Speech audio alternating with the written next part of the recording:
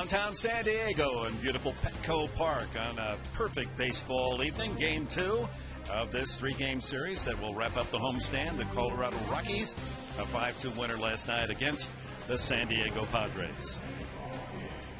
And good evening, everyone. Dick Enberg along with Tony Gwynn. The Padres faced as good a pitcher as you'll see in the major leagues last night. We all agreed on that. Yeah, no question about it. It's not going to happen every night. The Rockies, have some guys, some starters on the DL. Jorge De La Rosa, Jason Hamels, Jeff Francis, three-fifths of their starting rotations on the DL. So, an opportunity tonight facing the Greg Smith, who in his last start only went 1 inning, gave up 6 runs. And so the big thing with the Padres to me is tonight you're going to face a guy where you're going to get some pitches to hit. You're not going to be rushed at the plate like you felt like you were last night against Jimenez. And this is Greg Smith against Arizona's last outing. Couldn't get out of the first inning. Exactly. And so, he's going to be looking to rebound from a poor performance. From the Padres standpoint, you see, Jimenez 6-0, unbelievable ERA, but the other guys are 6-9 and a chance to put some runs on the board. So I think tonight, calm down, get yourself some good pitches to hit, move the ball around. If they could do that, I think they can have some success. Jenny and Bob were talking about the fact that Smith has been especially easy to hit in the first 2 pitches of a sequence, to go after him early. Well, I kind of thought that's what they were going to try to do last night against Jimenez, but when you get a sense that these guys do a lot of video work, a lot of stuff, a lot of homework, they probably have figured out, the best pitches you're going to get are early in the count, so I expect them to be swinging early in the count tonight. All right, let's look at tonight's pitching matchup. It's Greg Smith for the Colorado Rockies. He's looking for his 2nd win of the year. Look at that ERA, perhaps a hopeful sign for the Padre batters. And Wade LeBlanc, how great job has he done with Chris Young on the shelf, 2-0 with a minuscule ERA. And our pitching matchup is always brought to you by Papa John's. Better pizza, better ingredients. Papa John's. And LeBlanc make it 3-0. The lefty from Louisiana ready to go to work. Starting lineups coming up.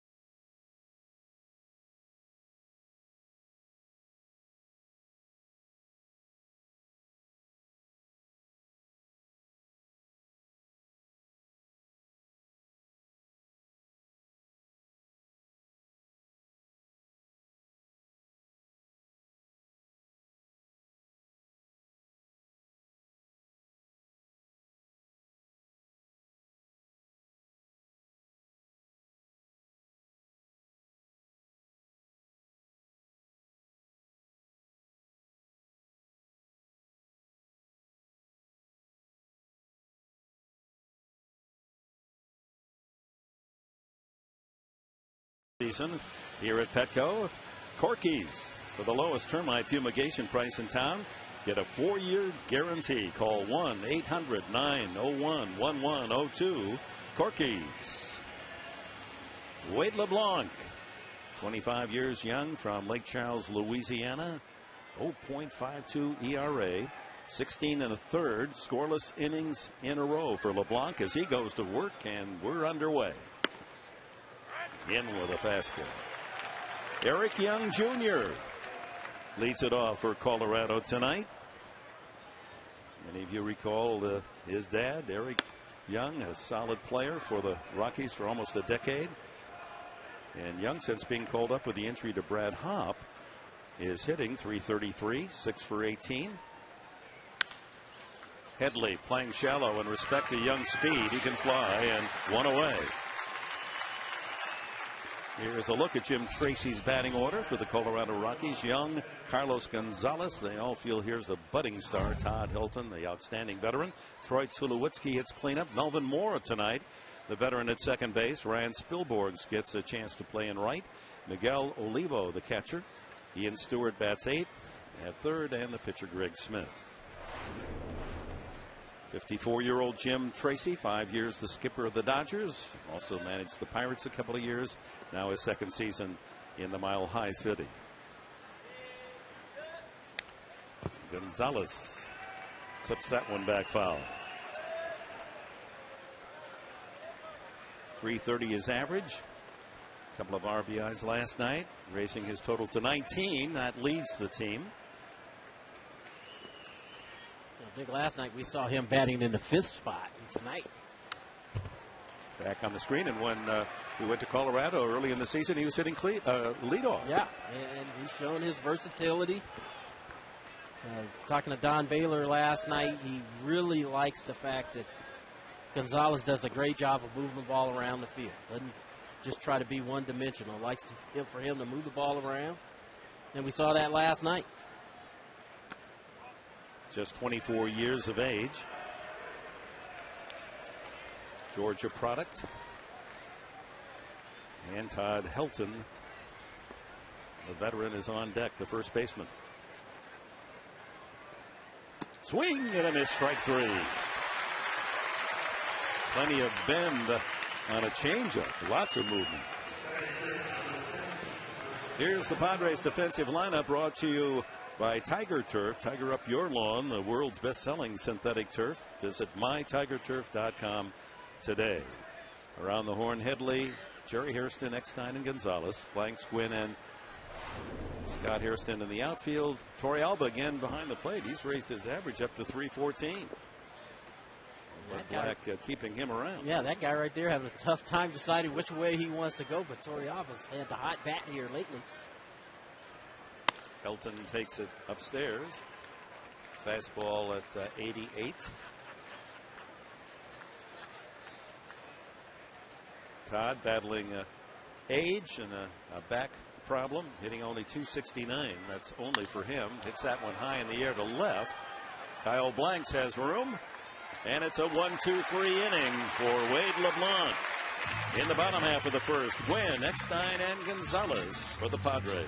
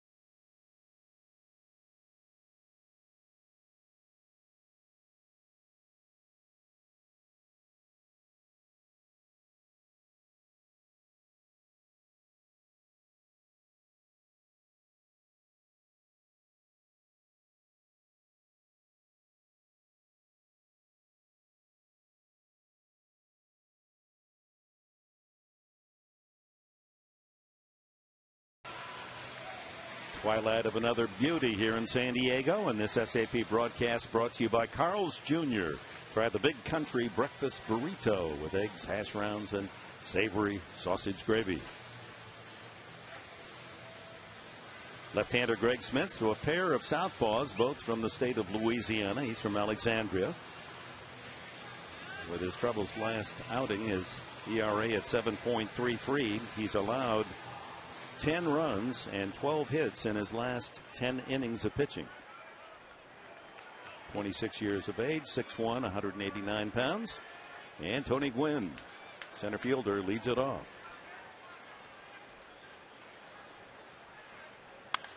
Pops it up high on the infield. All four infielders converge. It's the shortstop Tulowitzki with the out. And a look at the Padre lineup brought to you by Alpine Rock and Block. Start your next backyard project with Alpine Rock and Block. Gwynn, Eckstein, and Adrian Gonzalez, the first three in the order. Then Chase Headley in the cleanup spot. Scott Hairston, followed by Kyle Blanks hitting sixth. Jerry Hairston seventh, and Yorvit Torrealba on a tear. 5-game hitting streak, raising his average up to 314. Bats eighth. And LeBlanc, who went 3 for 3 in his last win, batting ninth. First pitch to Eckstein is a strike. You talked about hacking early in the camp. Tony Jr. And there's a drive into right center that's going to fall for a base hit for Eckstein. So he doesn't wait either. Second pitch, base hit for Eckstein, who starts tonight at 250. That's a nice at bat. Fastball out over the plate. Doesn't try to pull it, goes with it. Lines it in the right center field for a base hit. So far, at least staying with their plan of getting something early in the camp and putting a good swing on. Gonzalez steps in. He's been in a little slump for him. Last 5-6 games. Struck out 3 times last night. 281 is average. Infield with a runner at first base has to play in a normal set, looking for the double play. Oh, that was really slow. 78 miles an hour. Gonzalez started the homestand at 319. Now down to 281.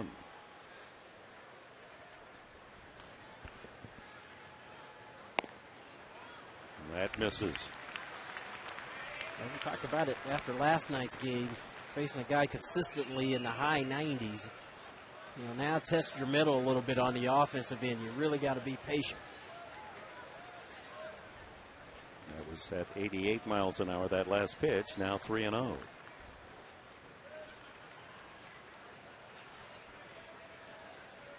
Eckstein over at first base with a hit. He had a hit last night, a hit batsman. 137th time he's been hit by a pitch in his career. Lays that fastball in for a strike. 3-1. Chase Headley on deck.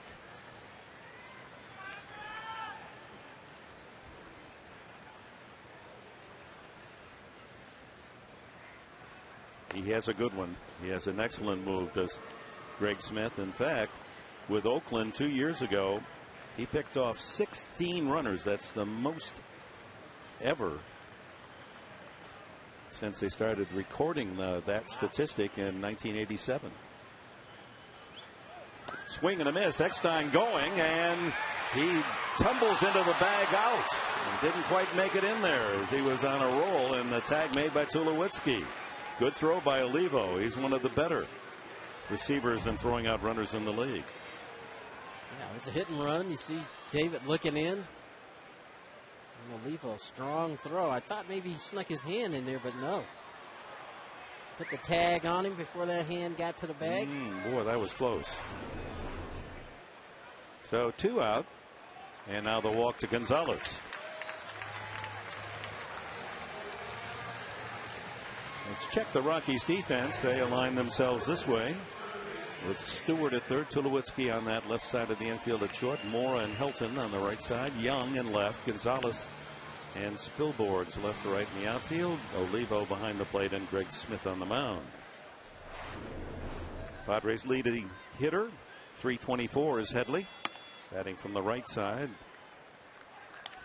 Much less opportunity batting right with the abundance of right-handed pitchers. You almost get to thinking Headley is a left-handed hitter. Yeah. You get to hit more times left-handed. That caught the inside corner. 1-1. That's one of the things I've always admired about switch hitters is, they have to work twice as hard. And most guys, in most cases, they're naturally right-handed, but they spend more time hitting left-handed that they really have to work on their natural side, the right side.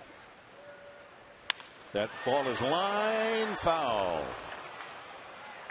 Now, Headley's been up only 24 times as a right-handed batter and 78 times, so 3-1 left-handed. Left-handed, he's done his most damage. All but one of his RBIs left-handed. All of his doubles, 6 left-handed. And his only home run, that walk-off homer, left-handed.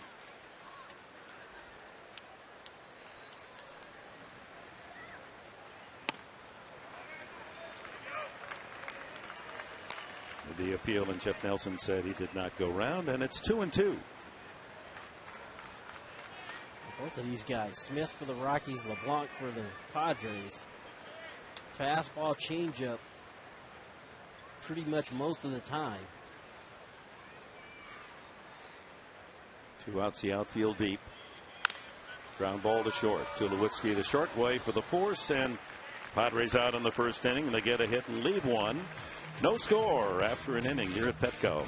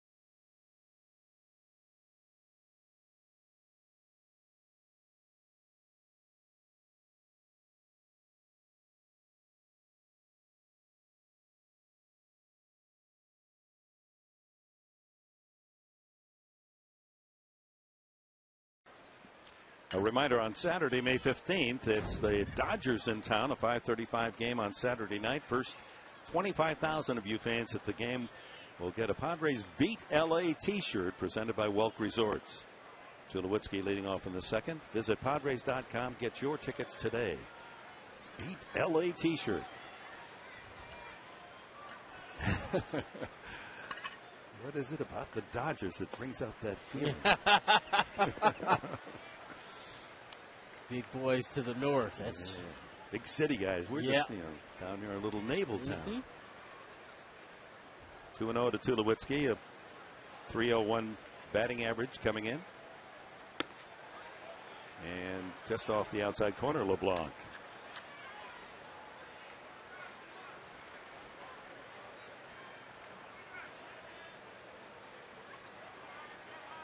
Former Alabama star sends a strike down the heart of the plate. 3-1. He was the National Freshman of the Year with the Crimson Tide. LeBlanc.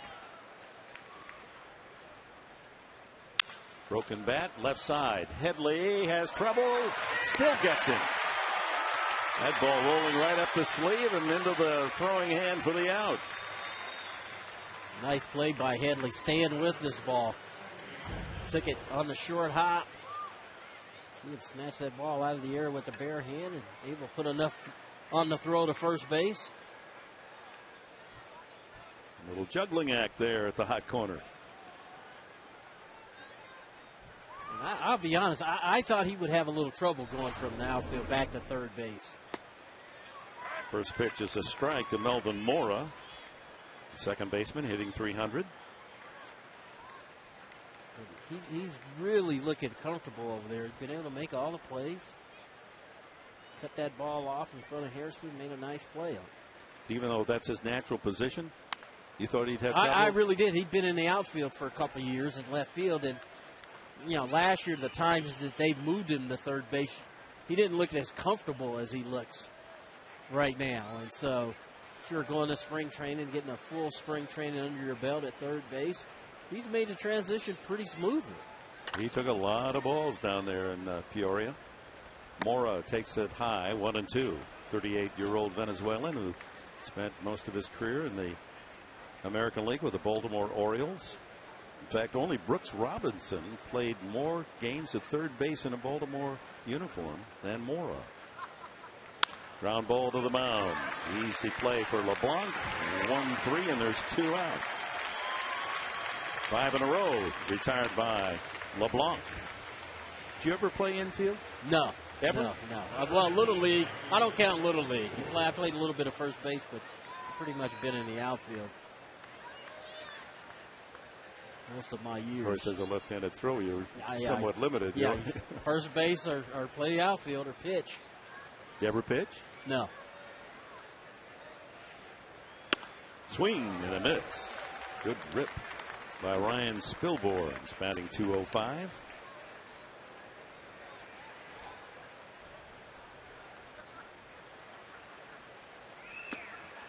One ball, one strike. I often see Spilborgs as a pinch hitter or a defensive replacement. Hits this one high in the air, foul. Right field line, it'll slice back into the crowd. Spilborg's born and raised and lives Santa Barbara, California. Ryan's a good player too, and it's just hard getting some playing time, in this outfield when they're healthy. Hop, Fowler, and Gonzalez. Another foul. Count 1-2. And he's getting a chance because Brad Hobb, a starting right fielder, is on the disabled list.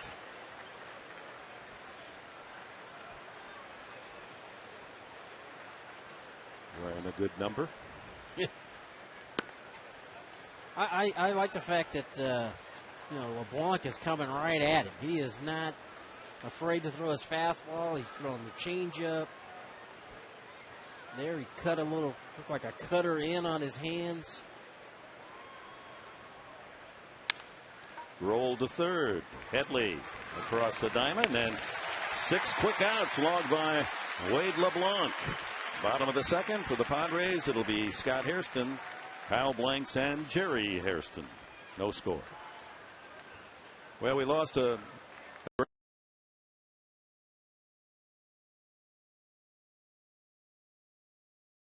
the voice of the Tigers for so many decades, and this is how he closed his final broadcast 8 years ago. And rather than goodbye, please allow me to say thank you. Thank you for letting me be part of your family.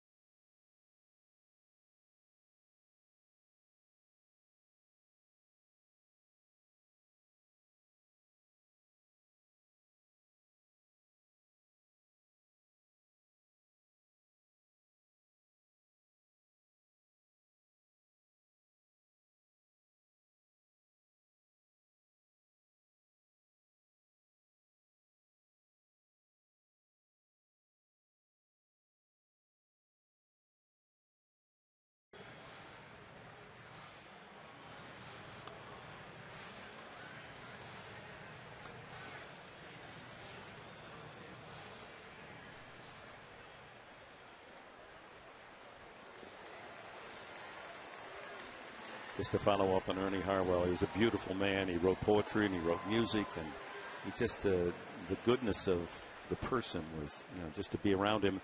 So I took advantage of that back when I was coaching and teaching at Cal State Northridge, and the Tigers came to town to play the Dodgers, or actually the Angels, who were playing at Dodger Stadium at the time.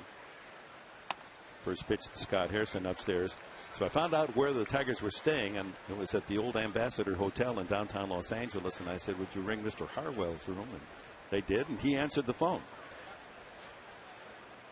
I said, Mr. Harwell, I'm from Detroit area. I was a Tiger fan all my life, and I've done some broadcasting, and I'd like to take you out to dinner. That was with my entree. I'll take him out to dinner. He'll never buy this, but I'll try. That ball is hit deep and foul, and Hairston has been picking on that Western Metal Supply Company building down there. They're going to have to lay in a few more bricks if he keeps this up. A couple of home runs there in this homestand. And he said, you don't have to take me to dinner, but I'll go with you. That's the kind of person he was. Didn't even really know who I was, just being a nice guy. And then we had dinner, and he did exactly what I wanted him to do. He said, you want to come to the game tonight and sit in the booth? And a friendship was struck. It lasted all these years. And we've lost not just a great voice. Swing and a miss on the change. And here's a piece of trivia, and there's some baseball fans out there that know everything about the game, right? Who was Cliff Dapper? Cliff Dapper. I won't ask you to think too long about that, but it is part of the Ernie Harwell story.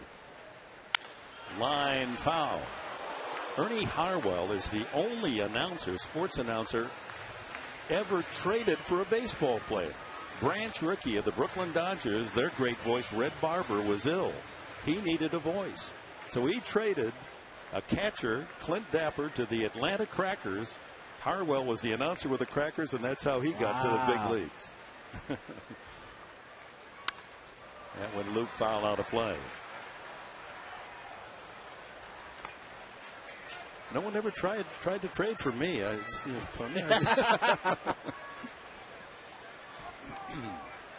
He's a nice man. I met him a couple of times. World Series in '84. They opened up out here in San Diego. Very nice man. And Hairston works his way on board for the second walk given up by Greg Smith.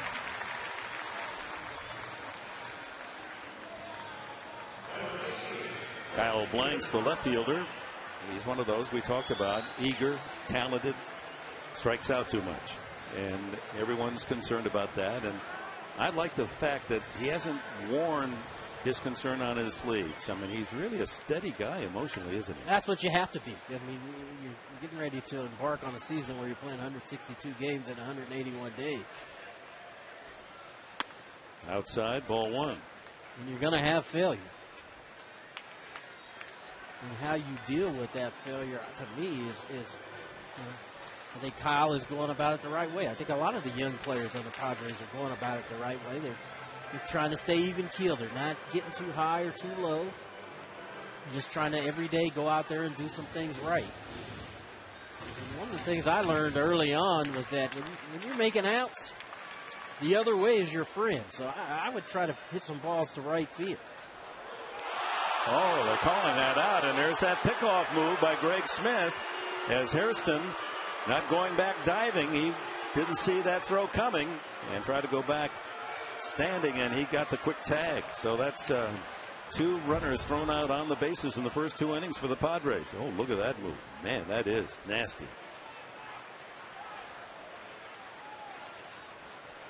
Bang, bang. Bang, bang. So both of these pitchers will be watched closely.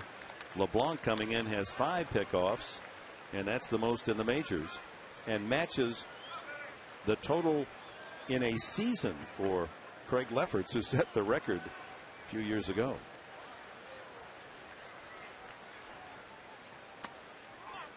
Let's take a look at that move again, because watch his front foot. Watch where it lands. I don't know if that's stepping towards first base. Well, the pitchers with the good moves take it right to the line. Ah, a little absolutely, overplay. yeah. Otherwise, they wouldn't have the move. That's exactly right. 3-0 and ball 4. So back-to-back walks, but Smith using his pickoff move to erase the first man, Scott Hairston. And so with one out, Blanks goes to first, and Jerry Hairston, the shortstop, steps in. Sterling Hitchcock, had 5 pickoffs in an entire season in '97.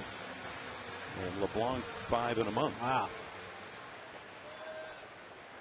Well, both of these guys, you touched on it, Dick. You're right. They stretch it to the absolute limit of what they can get away with. And I'm sure they talked about it in that locker room. Strike to Hairston, a fastball, 87. Well, the real good moves, sometimes you're only one step off. You think, well, he can't pick me off here, and they still get you. Terry Mulholland, he was exactly the same way. You couldn't get more than a 2-step lead off of him because he had a great move.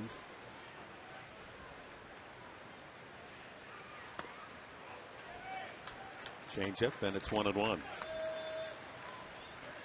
Again, I know Padres base runners have seen his move, studied his move, and realized that he has a good one. So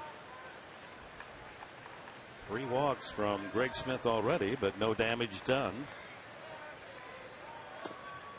Check swing, and it's 2-1.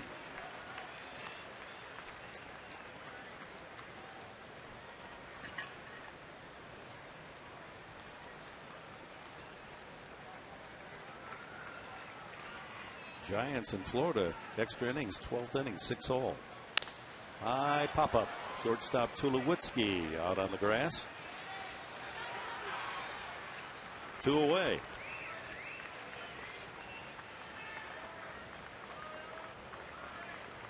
Padres have made a move today.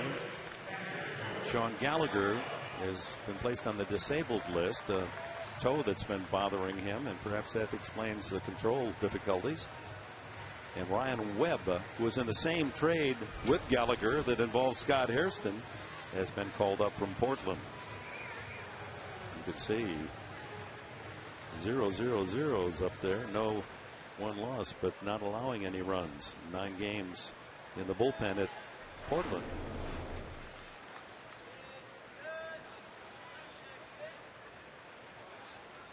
Torrealba takes a strike.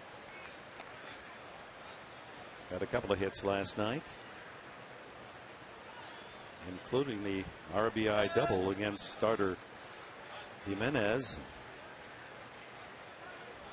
And he pulled that into the corner, which was no mean feat against a 99-mile-an-hour fastball. The way he was throwing it almost would have to be, when I see the ball come out of his hands, I'm swinging. It was commitment before that ball came out of his hand. And you're not going to see every night. I mean, he's no question one of the best in the business. Now you get somebody crafty, left-hander, off speed. Pick here, pick there. Give you every angle, changing speeds, nothing overpowering, but. If you had your preference, fastball or? I would face, yeah. You like these kind of Mr. pitchers? Smith, oh yeah, absolutely. The fireballers, you had no options. You took away half the field for me when you faced a Nolan Ryan or Randy Johnson. Check swing, and he went around. Called out by the plate umpire. They don't have to appeal. Torrealba is the first strikeout victim of Greg Smith. Nothing for the Padres in the second except a couple of walks.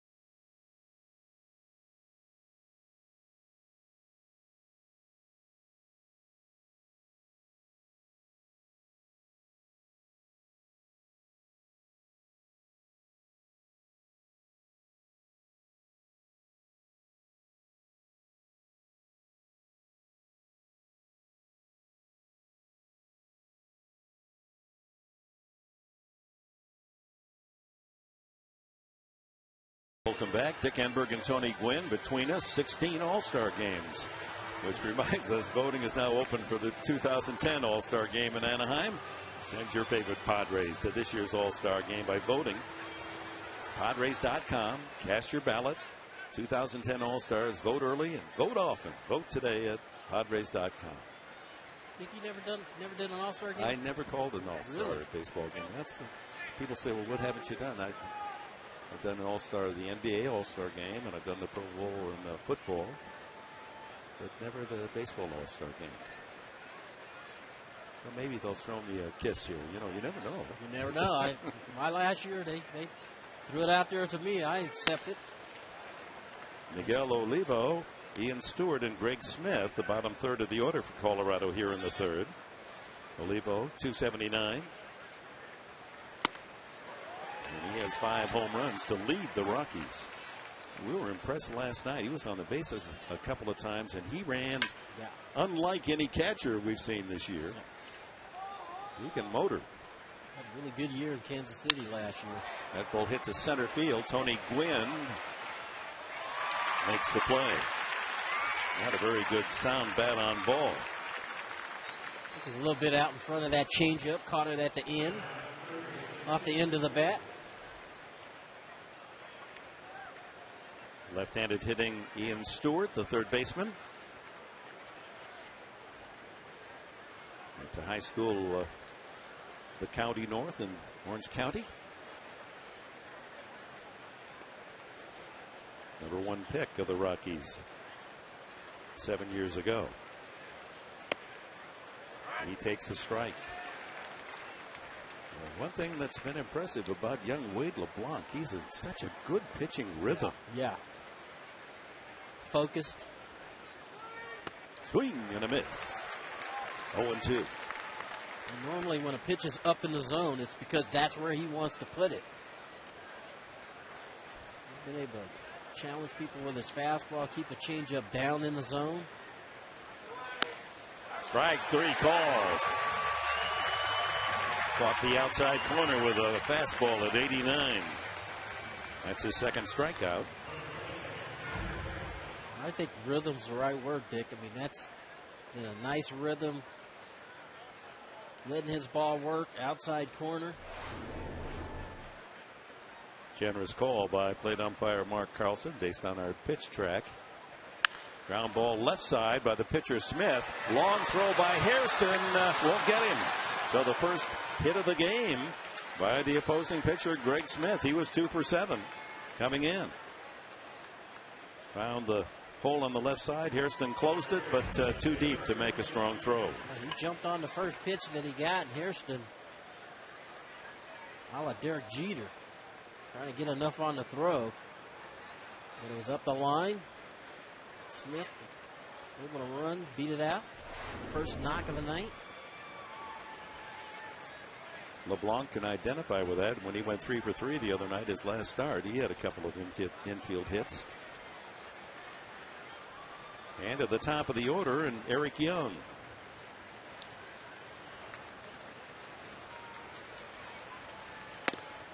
You don't want him on base. In the last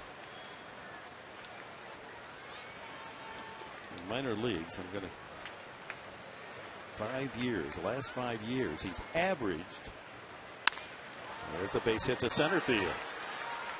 So runners at first and second as Smith stops 90 feet ahead, and with 2 outs, it'll be Carlos Gonzalez and finish on Eric Young.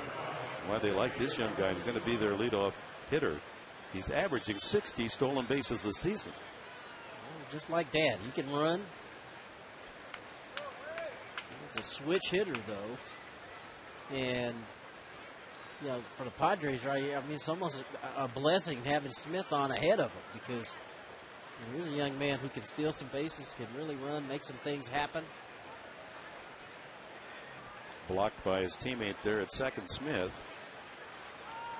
As Carlos Gonzalez, the center fielder, hitting .330, steps in. Struck out swinging his first time up. That's an interesting play with 2 out and 2 on. bunt his way. Guy that can hit the ball like him. I would question that myself. You know, he sees Headley was playing back, and take a shot at maybe getting a base hit, but you know the way he's swinging a bat, I'd like to see him drive in the run. Right side of the infield. Eckstein at second. Gonzalez at first, very deep. That ball hit to right field, giving a bit of ground, and making the play is Hairston. So LeBlanc pitches around a couple of singles, and the Colorado third, still no score here at Petco.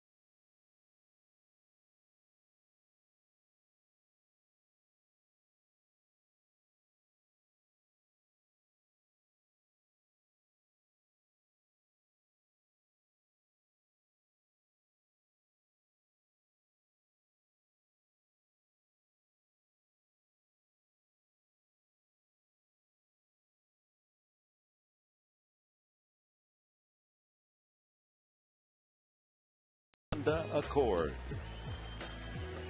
Bottom of the third, no score here. Second game of this three-game series.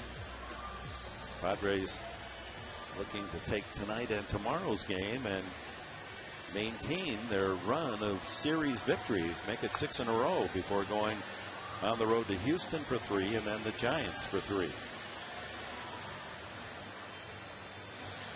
Tomorrow night it'll be Clayton Richard 1-2 for San Diego, and Aaron Cook, his record is 1-3. The Rockies.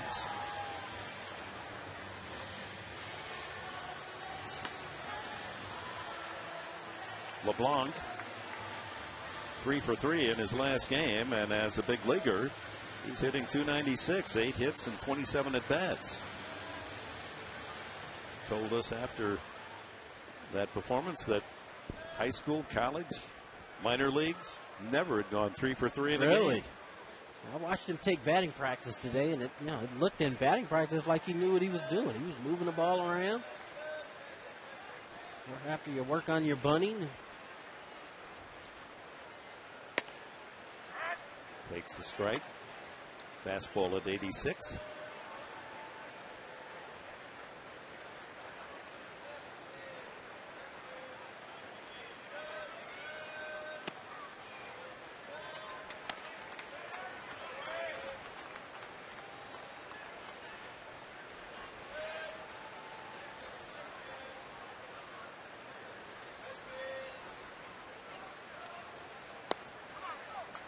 2-1. That's quite a trade that the Rockies pulled just before the 2009 season with Oakland. And everyone was looking at Matt Holliday, and great hitter. They gave up Holliday, but they got a lot for him. Grounded up the middle. Tulowitzki can't get it. He's a hitting machine. Wow. He can handle that bat a little bit. 4 for 4. So LeBlanc answers Smith's base hit. He's the first Padre with a base knock tonight. 2-1. Worked himself. Got something in the middle of the plate. Goes right back up the middle with it. Not bad. Help yourself. Definitely help yourself by swinging a bat. Tulowitzki looking at him to say, what's he doing? Don't you know he's hitting 1,000 in the last week, Troy? So here's Tony Gwynn. Takes a strike. They asked Tony, knowing I was going to be with you these 3 nights of the series, when's the last time your dad got mad at you? His eyes kind of rolled around a little bit. He said, well, I'll tell you what, it wasn't about baseball.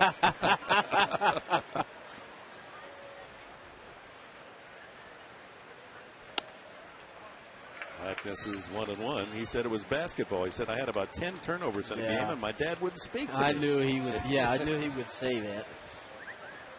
Yeah, I let him play. You know, I tried to stay out of his business. Let him play. You know, his big thing was, establishing his own identity, and I think he's done that. He's got a great sense of humor, and he works hard. Really proud of him, but I try to let him go. Tough task for all of us parents. Well, especially when I got to sit in the booth and do games where he's playing. You got to call him Anthony. Yeah, I usually do. That's what I call him. I call him Anthony. I've caught myself, trying to go along with the program, calling him Tony, but I've always called him Anthony. You're Tony, and he's Anthony. Yeah, and that's you've kind of always done it that way. Not easy for any youngster to have the same name as a famous father. No. But, he's handled it really good. And really has. I'm really proud of him. 2-1. The action pitch is inside. So we're going on in LeBlanc at first base. Gwen studying the signs of Glenn Hoffman to see if something's in the works. Padres tried to hit and run with Eckstein at first in the first inning, and he was thrown out when Gonzalez swung through a low pitch. Grounded foul into the television well beyond the Padre dugout. Eric Smith ran the fastball in on his hands. I got to think that with as good a move as Smith has to first base, I don't think they're going to have the pitcher running here myself. No, I wouldn't think so, huh? Same spot. Staying up under his knuckles.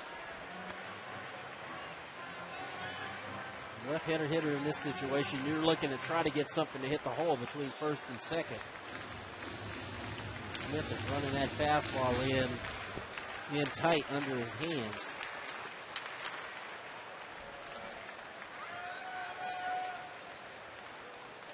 Three and two again. That's lined off the glove, but holding was LeBlanc, so don't get the force at second base. LeBlanc had to stop and save himself from running into a double play. He was headed back to first, and then when the ball was dropped by Mora, easy out on the force. So Gwynn trades places with LeBlanc. Not a bad deal for the Padres. Now he's got a speed and a base stealer aboard. Almost a hit. Jumped too soon. Stayed on it nicely and hit the ball hard. But LeBlanc, you're right, did what he's supposed to do. That ball's hit on the line. You got to make sure it gets by the fielder, so you're going to freeze. And in the long run, it works out better. Gets LeBlanc off the bases, and the base stealer an opportunity to maybe steal a base. Beware of the move. He has 6 steals and 7 attempts this year. You heard Rick Renteria, his voice echoing throughout the ballpark. Get back. That was the courtesy move right there. That was not the real thing. Not the real good one. Lull you into thinking that you're okay. That's real. You can hear him.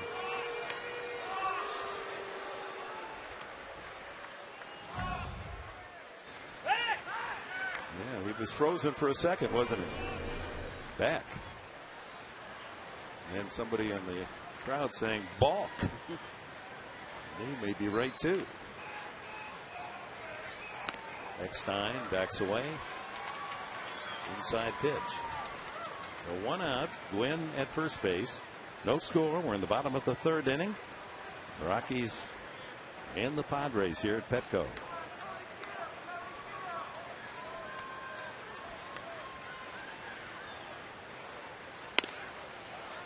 Pulls back and takes the fastball low. 2-0.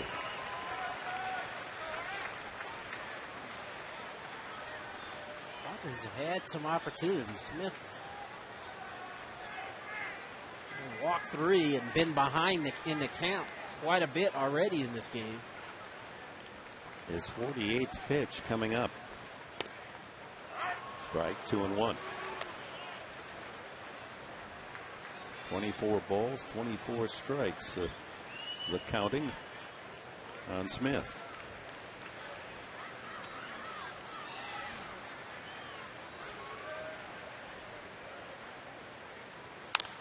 Hit down the left field line, hooking into the corner, long run, and out of reach there, but a foul ball. Out of our visual sight was Eric Young. Disappears into that little pie-shaped corner of foul territory in left field as Eckstein trying to find an extra base hit.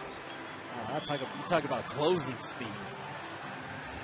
EY Jr., that ball hung up for a long time, and he had a lot of ground to cover. And he was almost in position to make a nice play on that. Yeah, he's way over in left field, not expecting Eckstein to pull. You see why Villanova recruited him as a football player. Foul tip off his front foot. Eckstein limping out of there.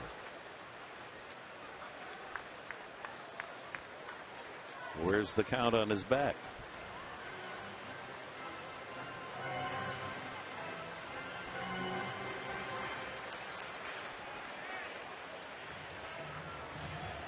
It's just so tough.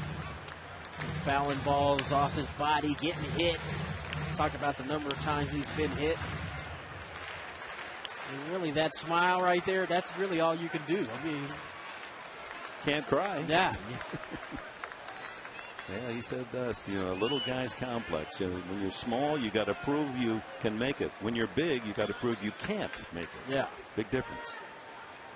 All right, 2-2 the count.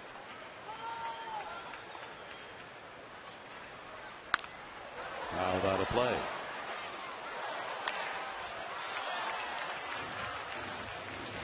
Here's David Eckstein saying, taking one. You got to take one for the club when you're little. Not really. Didn't like the two balls to my chest last year by Zambrano and Oswalt. Those might be a little bit too much. I'd rather on the side of the body or towards the back a little bit more. But no, that's one thing, call it like a small man's complex. You want to prove that you're tough enough to play the game. And so when you get pain like that or someone comes after you, you actually enjoy it. And you want to show them how tough you are. Be something special. To show you enjoy it. Man, how would you like to be his parent? Oh, no. Both of those balls drilling him right in the chest. 137 times he's been hit in his big league career. So 2-2 on Eckstein.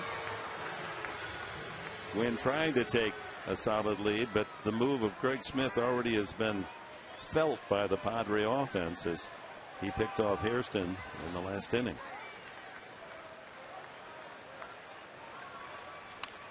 Another foul.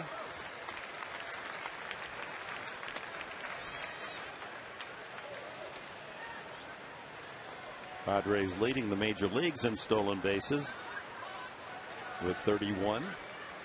So the promise of the spring that this would be an aggressive running team has played out in the first month. It's been key to their being in first place. Foul back toward us.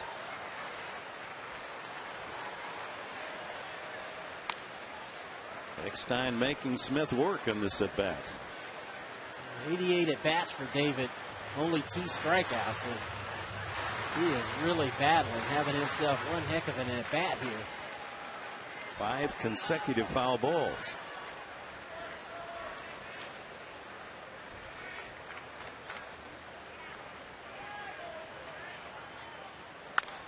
Down through the legs and deflected. Touched at second. That's a no, he's safe at second. Gwynn is called safe at second. It appeared that as that ball was fielded, that Tulowitzki had his left foot on the bag, but apparently not. It was close. So that putout goes 1-6-3 with Gwynn advancing to second. Oh, heck, again, right back up the middle off the knee of Craig Smith. No, not quite. Trying to reach for that bag, but never got it.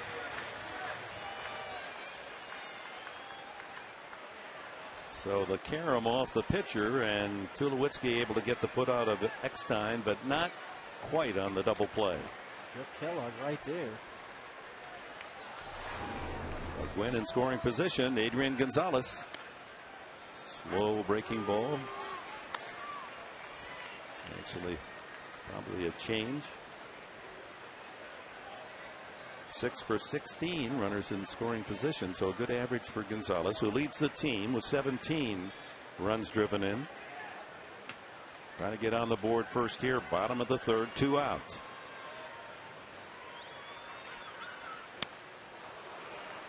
Going to left field with that swing. A little bit late.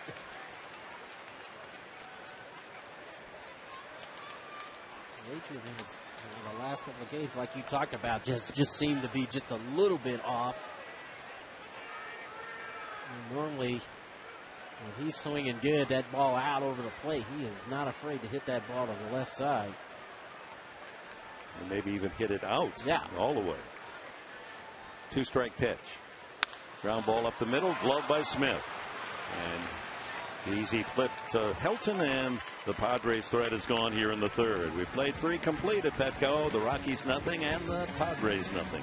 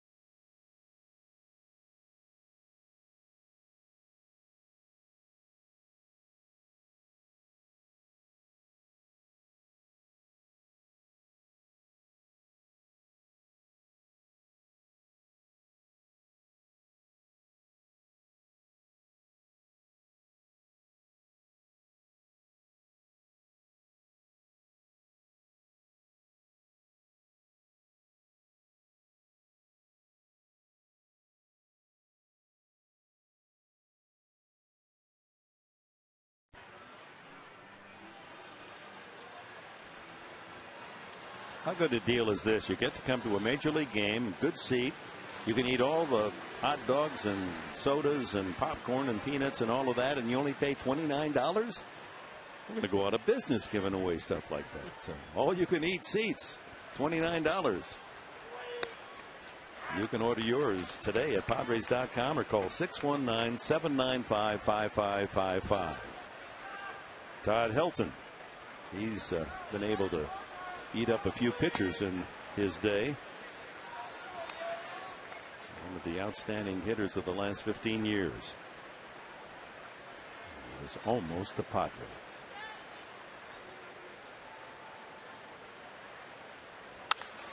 That ball lined to right, and one hop to Scott Hairston. A leadoff single by Helton. Well, we were hoping that Adrian Gonzalez would get a hold of one in that last inning, because his namesake Tony Gonzalez, the great tight end, is here in attendance.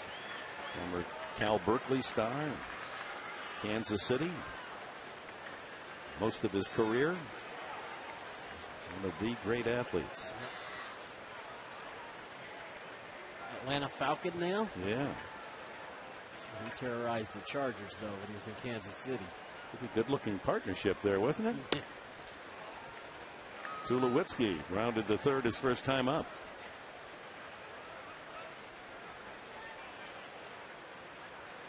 follow the Chargers, do you? I do. Big Charger fan. Wanted to see him get to the Super Bowl sooner or later. Tulowitzki backs away 2-0. Got a lot of company there. Yeah, they're ever so close. Yeah. I hope after the draft that these are the parts. Sounds like this new running back is tough shoes to follow. Yeah. LT, but he seems to have some of the same qualities, doesn't he? Tulowitzki could be 2. Hairston, Eckstein, not in time. A little slow as they turn it at second base, and Tulowitzki beats out the relay. Hairston had a little trouble getting that ball out of his glove. The ball was hit sharply enough. Fastball, and he just had a little bit of trouble getting it out. See, Eckstein had to kind of reach behind him a little bit to catch that. And a better flip, and maybe to have a chance to turn 2.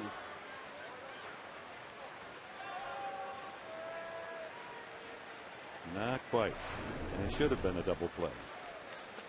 So 1 out. Helton erased. Tulowitzki at first base, and the batter is Melvin Mora.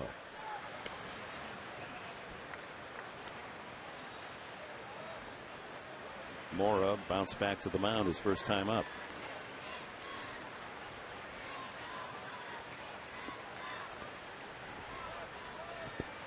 Career .278 hitter in the American League. There's a looper, and that's broken bat single. There's another one of those maple shattering. Here comes, no, Gwynn is not going to throw to third. Plays it into second base, and so runners at the corners here with 1 out in the 4th inning. Yeah, there goes another maple.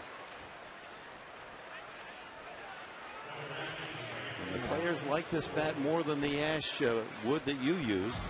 Maybe because you can break a bat in half like this and still get a base hit. Yep, off the end of the bat. See that ball coming off the end of the bat in the right center field or left center field. And here's where not turning the double play, puts you in peril here where Tulowitzki's able to get all the way to third base. There's a strike on the inside edge. Ryan Spilborgh's grounded to third his first time up. So the infield looking for another chance at turning 2. Playing back would concede a run on a ground ball. Don't want this to be a big inning for Colorado.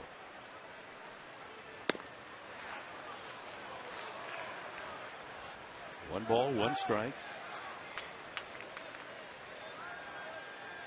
They play Spilborgh's almost dead straight away in the outfield.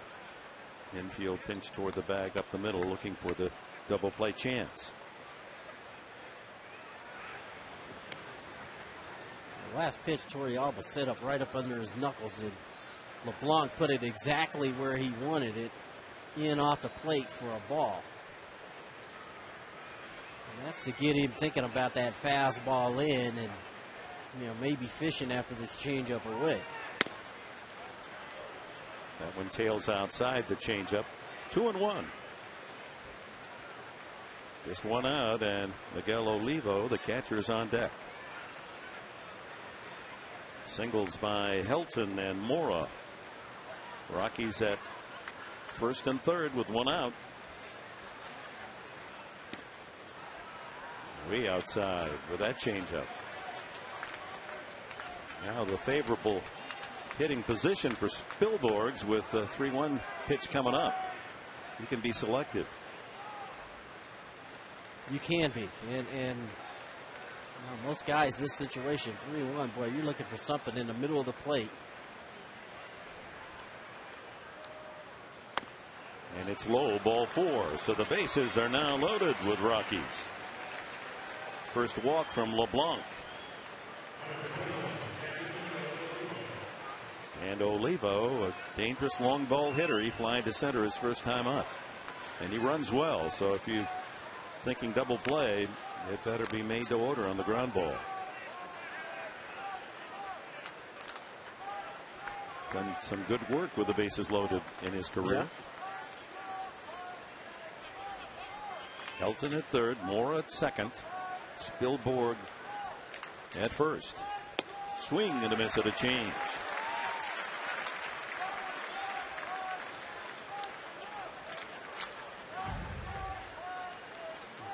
Keep it down, huh? That ball down and put it in a good spot.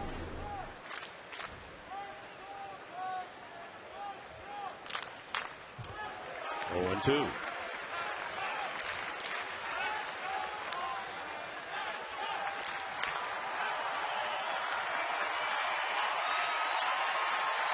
Levo just taking pretty good swings on. That ball is elevated a little bit. He took a really good swing on an aggressive 0-1 swing. Here's the 0-2 pitch. Rolled weakly to third. Headley to the plate. Oh, way too late. Oh, no, that's a 4, so he's out of there. He just did get him.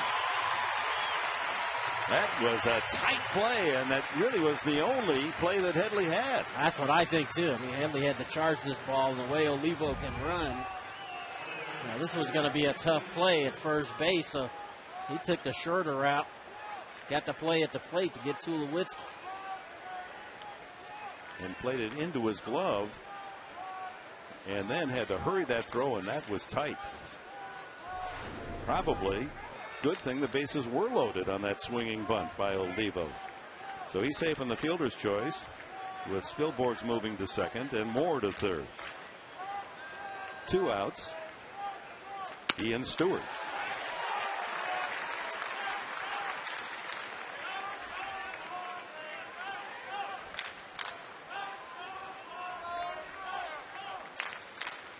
Well, a couple of fielder's choices here in the inning. Still no damage, but Rockies bases full, 2 out. Stewart 4 home runs this year. Ooh, there's the pitcher's call. Stewart didn't like it. Breaking ball down in the zone, right where Torrealba wanted it. Torrealba framing it up for plate umpire Carlson. So the count now runs to 2 strikes against Stewart. Torrealba going to go out and make sure that they're coordinated on this call. Darren Bowlesley, the pitching coach, looking on. It looked like Torrealba was ready to, had already called one pitch and then changed his mind and was resetting it up to give the sign again. Decided he better have LeBlanc step off and go out and talk about it. Keep it down. 2 strikes. Torrealba reminding his pitcher. Oh, and then he goes upstairs. You think that perhaps he went out and said, I'm going to give you the sign, like I want you to be low and make the hitter think that that's where we're going. Yeah, in case they're relaying location. Right.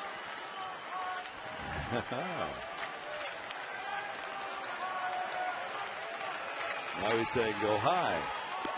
And he gets the strike. Leaves the bases loaded. LeBlanc and Torrealba working the strikeout magic. No runs, 2 hits.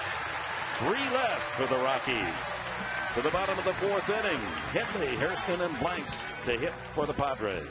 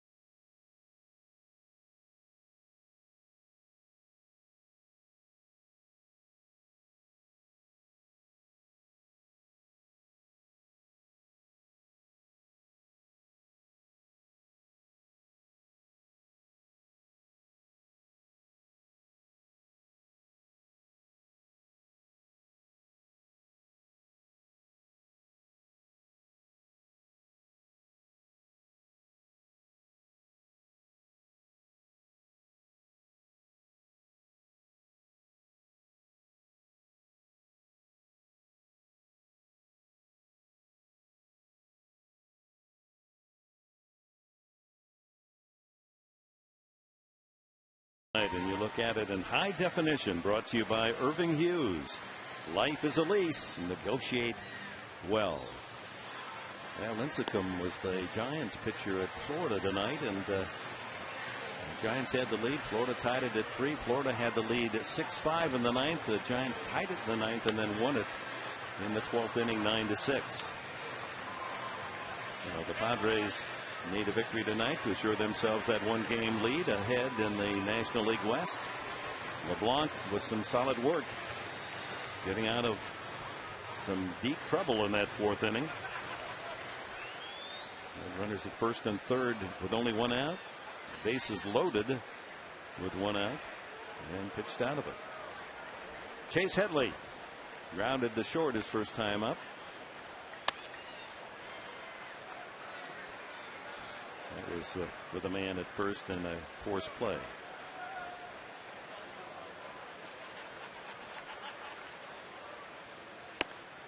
Greg Smith hits the outside corner. Fastball at 86. Let's see if the Padres can put something together here. They've had some opportunities. Line to left. Charging is he can't get there. Eric Young. He hesitated with his speed. It looked for a moment like he was going to try to come in on it, and perhaps wisely elected to play it on a hop and not flirt with that ball getting through for extra bases.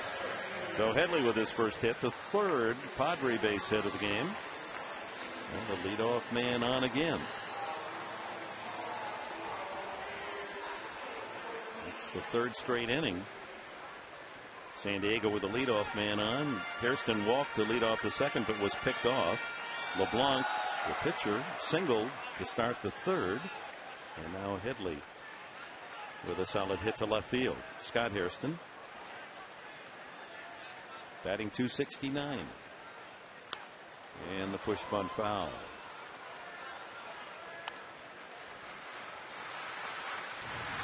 Bud Black with the catch. Your former teammate at San Diego State. He still got it. I was really surprised there. Hairston trying to push, but it looked like Stewart was back at 3rd.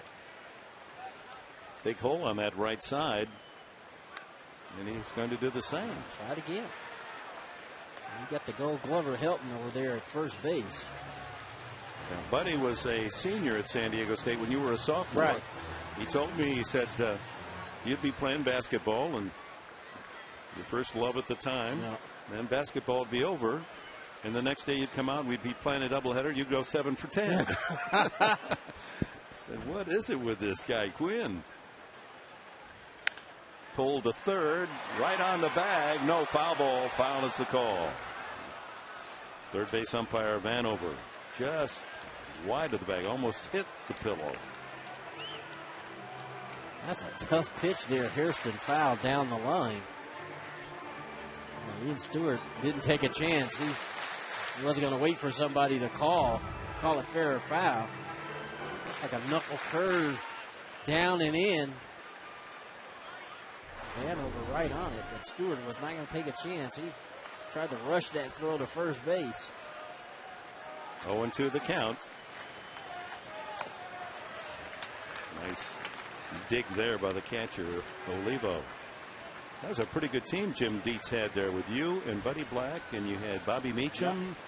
A pretty good relief pitcher, too, as I recall. Dave Smith. We had some talented teams, and Buddy downplays it, but was All-American pitcher, San Diego State. That ball hit high in the air to right field.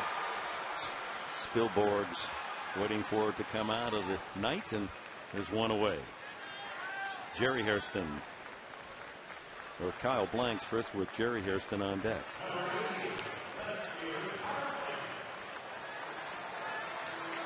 Come close to going to the College World Series?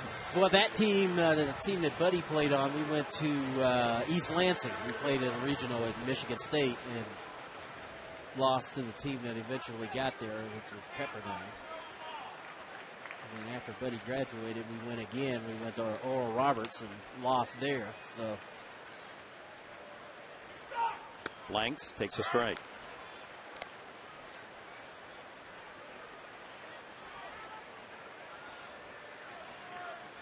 I asked Buddy if, as a collegian, you were any different than you were as a major leaguer. He said, no, he was always the same. Just knew how to hit. Why is it so easy for some guys and so difficult for others? You know, people make it out to be that it's easy. It's not. But, you know, like Buddy, like these guys playing the game today, you just have to work at it. That's all. You work at your craft. You understand, you know, who you are and what you need to do. And that's why it's kind of easy to kind of figure out what these young guys are thinking when they, you know, we talked about the number of strikeouts. You know, guys punching out. You know they want to be successful, and you know that they're working hard at trying to get better. The 2-1 to Blanks, fouled away. And just to underline that, Buddy added about you and the way you went about your work. He said even later in the big leagues when he came into the National League, he said there's some players, you go to the ballpark and you think you're going to be first, you never are. And you always beat everybody to the ballpark. He said he was always working. He was always in the environment. Baseball was his life, and he was the true professional. Oh, weak wave, and we've seen that too many times. Totally fooled is Blanks.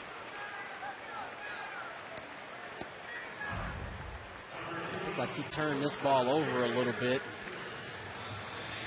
Kyle gets going and can't stop. Second strikeout for Greg Smith. 70 pitches so far for the left-hander of the Rockies. 2 outs, and Jerry Hairston up. Headley still at first.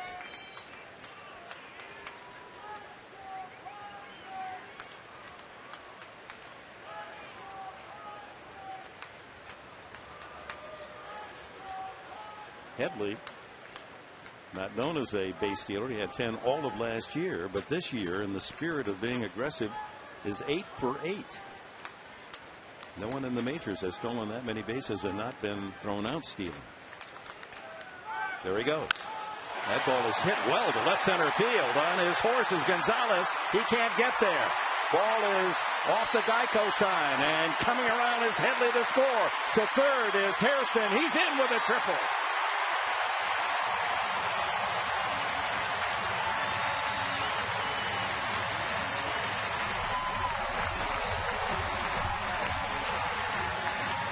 Jerry Hairston produces the first run of the night with a long shot to left center. Well, factors working in the Padres' favor. Headley got a great jump from first base. Hairston drives this ball, and this is one of those balls that could have easily bounced over the fence and been a ground rule double. Instead, it stays in the ballpark, and not only is Headley able to score, but now Hairston can go all the way to third and maybe give you a chance to maybe pick up another run. Yeah, how many times have we seen that ball bounce over for a ground rule double when Headley obviously easily would have scored? Could have been called back to third. They're going to pitch around Torrealba and take their chances on LeBlanc, who has hit safely 4 straight at bats, 4 for 4, going back to his last start. This then is the 4th walk offered by Smith. Let's see what Mr. LeBlanc has in store.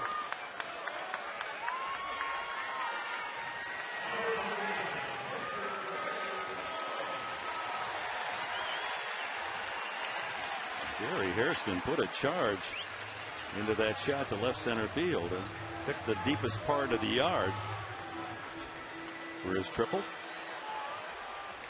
Flirting with his first home run of the year. That's big boys territory out there in left center. First and third, 2 out. Bunt by LeBlanc, foul.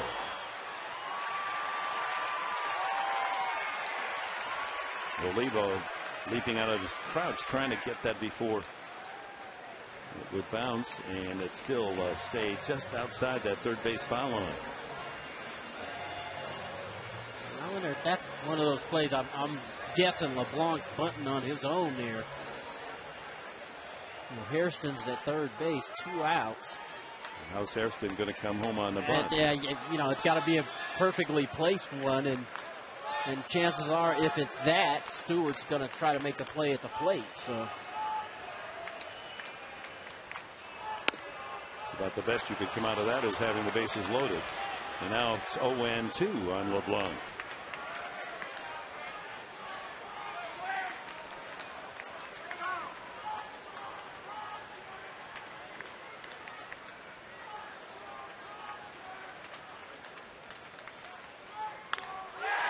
Pretty well hit right to the second baseman. However, Mora, who takes care of the put out 4-3, but the Padres get the first run of the night on a single by Headley and a long triple Jerry Hairston. It's 1-0.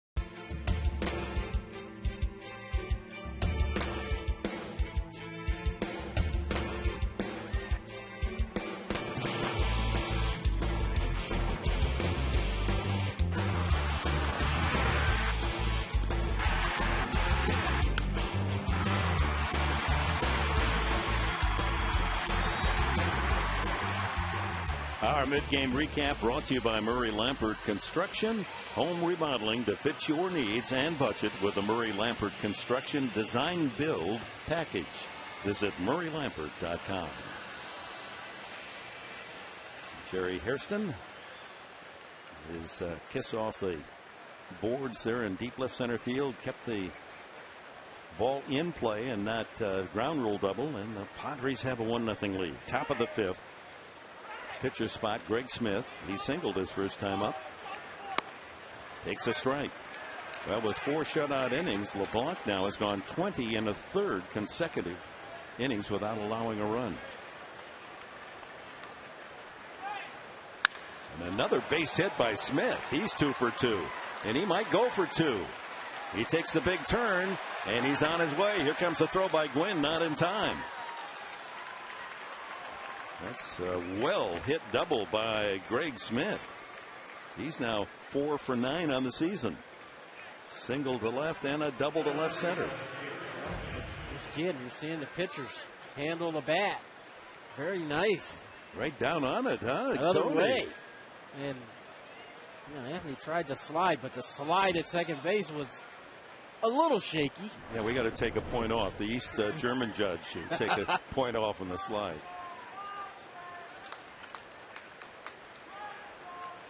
Get yourself hurt. Eric Young, a single in 2 trips. Infield creeping in. Young takes it low. Ball 1. Headley and Gonzalez at the corners thinking bunt here by Young. He didn't show it there. Young Jr. singled his last time up. Well, LeBlanc pitching out of that bases loaded situation in the 4th to get Stewart. And the pitcher Smith 1 batter late with that double. That ball is hit to right field. Charging hard is Hairston. And he makes the play. Scott Hairston had to get a good break on that one. That ball was diving toward the line. 1 out. As Jim Tracy doesn't play for the bunt and a tie. He let EY Jr. take a shot at hitting the ball to right field. And Hairston got a great jump on that ball, was able to make the play. Keep Smith at second base. Tracy figuring that I've got Young, Gonzalez, and Helton, 3 good hitters. Man in scoring position, one of those 3 ought to be able to bring him in. Gonzalez struck out and flied to right.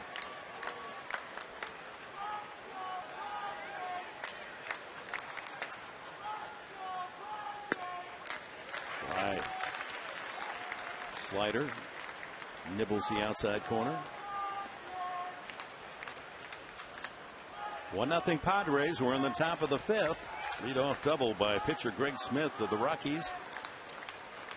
Young is aligned to right, and now it's Carlos Gonzalez. Cargo, they call him. Just missed inside. That's a good spot right there for that fastball.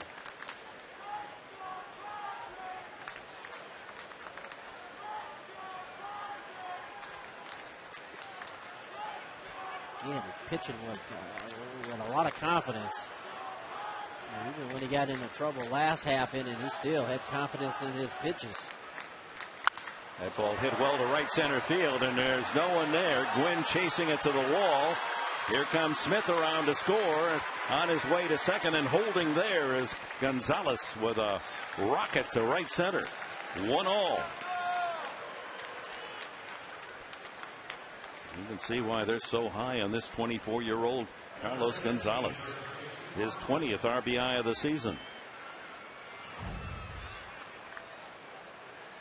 I think he wanted that ball a little bit further away. Got it in the middle of the plate. And again, to the big part of the ballpark. One hops the fence. So the scoreless string for Wade LeBlanc ends at 20 2/3 innings. Quite an effort by this young guy, filling the void left by the injury to Chris Young. Now Todd Helton, he takes a strike. Helton lined a single to right his last time up. He's 1 for 2. In the news, Chris Young is not good. MRI planned. Another one. Just, he says the pain in that shoulder just keeps moving around. Trying to find out what the difficulty may be. That's the surgically repaired right shoulder. So with his absence after pitching 6 shutout innings in his only outing, second game of the season down in Arizona, without him, somebody had to come in and do the job, and it's been LeBlanc.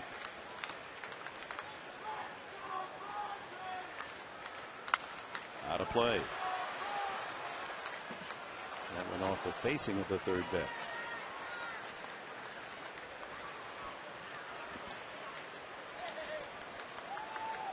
Years past, and they had an injury to a pitcher like Chris Young. Sometimes they didn't have anybody to go down to the minors and get. That ball lined to left and slicing foul. That was close to another 2-bagger. Back to second, Carlos Gonzalez. So the double by Smith, the left center, then a line out to right, Eric Young.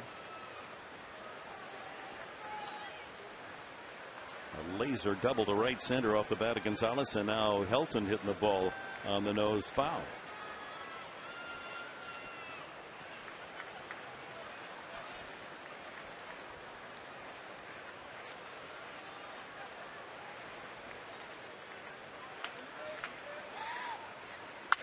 Line drive, base hit. Hairston going to make a play at the plate. Here comes the runner in. He'll score easily. And it's 2-1 as Gonzalez comes home on another solid single by Helton. And they're hitting LeBlanc hard here in the 5th inning. 0-2 pitch, and Helton has matched a couple of line singles out there to Hairston. That's only the 6th RBI of the season for Todd Helton. Yeah, Torrealba wanted this ball away. He hangs it in the middle of the plate. Todd Helton is too good a hitter to hang something in the middle of the zone. So meeting at the mound, Padres with Wade LeBlanc for the first time in 3 outings, having difficulties getting opposing hitters out. In fact, they're hitting the ball sharply. Even the foul balls by Hilton, he was right on it. Here's Tulowitzki, 2-1. Colorado has the lead. Well, this game is about an hour and 30 minutes old. On this date in 1977, the game was over. Hour and 29 minutes. Randy Jones and Jim Codd of the Phils. Padres won it 4-1. 5 runs scored in an hour and 29-minute game. We're not even at the halfway mark yet in this one. There's the left-hander's number, Randy Jones. You talk about 2 guys working quickly. Randy Jones and Jim Kitty Cott.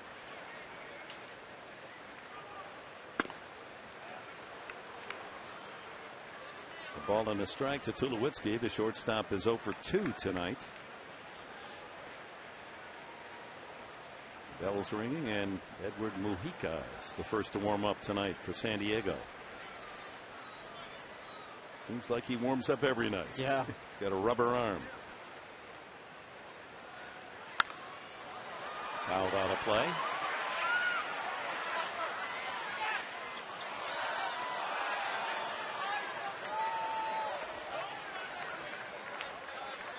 Starting tonight, along with LeBlanc, who had 16 and a third straight innings without allowing a run. Tim Stauffer's got one going too, 15 and a third. And Gregerson out of the bullpen, 11 straight innings without allowing a run. But LeBlanc's scoreless gain ends at 20 and a third. Change up down low.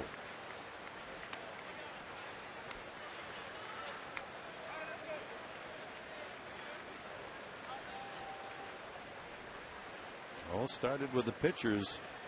Solid double, Greg Smith. Ground ball back to LeBlanc. Hairston for 1, back to first, double play.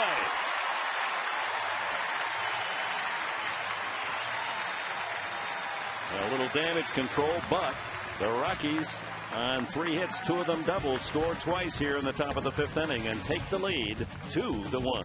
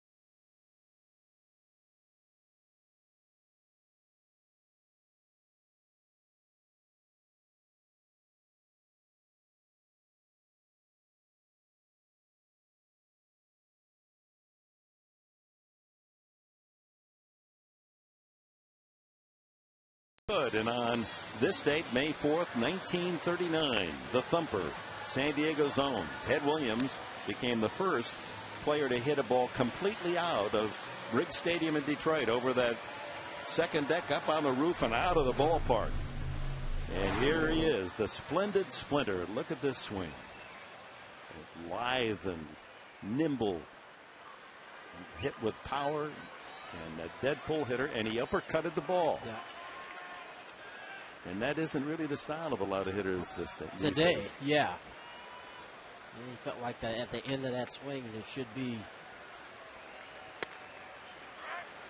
a swing where you should try to get a little lift, a little uppercut.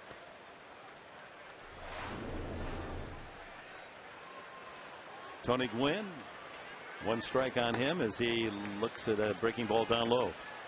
I can remember he was my idol, and so we didn't have transportation, didn't have a lot of money as farmers in Michigan. I'd hitchhike down to Briggs Stadium with my buddy and pulls back 2-1 just to see Ted Williams take batting practice. I mean, that was like a virtuoso, like a concert pianist. You know, never hit a sour note. Just everything line drive, everything smooth, and then he'd always finish it off with hitting it up in that upper deck and trying to hit a roofer. Couldn't wait. Could he hit it, went out in batting practice? Pulled to the right side. Oh, there's Hilton. That's why he has a gold glove. And the play at first is in time. Boy, good effort. Not only Hilton smothering the ball to make that flip throw to Smith covering to get the speedy Tony Gwynn. Well, the only way he was going to get in was if Hilton led him perfectly on this feed. And you see, he puts it out in front of him where Smith can get to the bag first. This throw is a little bit behind him. Anthony's going to beat the play to first base, but he leads him perfectly, and they're able to get the leadoff man for the first out. Have a big league night tonight. Veteran Todd Hilton, 2 line drive singles, including the one that's given the Rockies the lead 2-1, and then that steal of a base hit of Tony Gwynn. David Eckstein takes it low, ball 1. He's 1 for 2 tonight. So Greg Smith, who couldn't get through an inning of pitching against Arizona, working on a 2-1 lead here in the 5th. Pitch count mounting 84. Yeah, Smith isn't really just like pounding the strike zone, but he is doing enough, to get hitters out.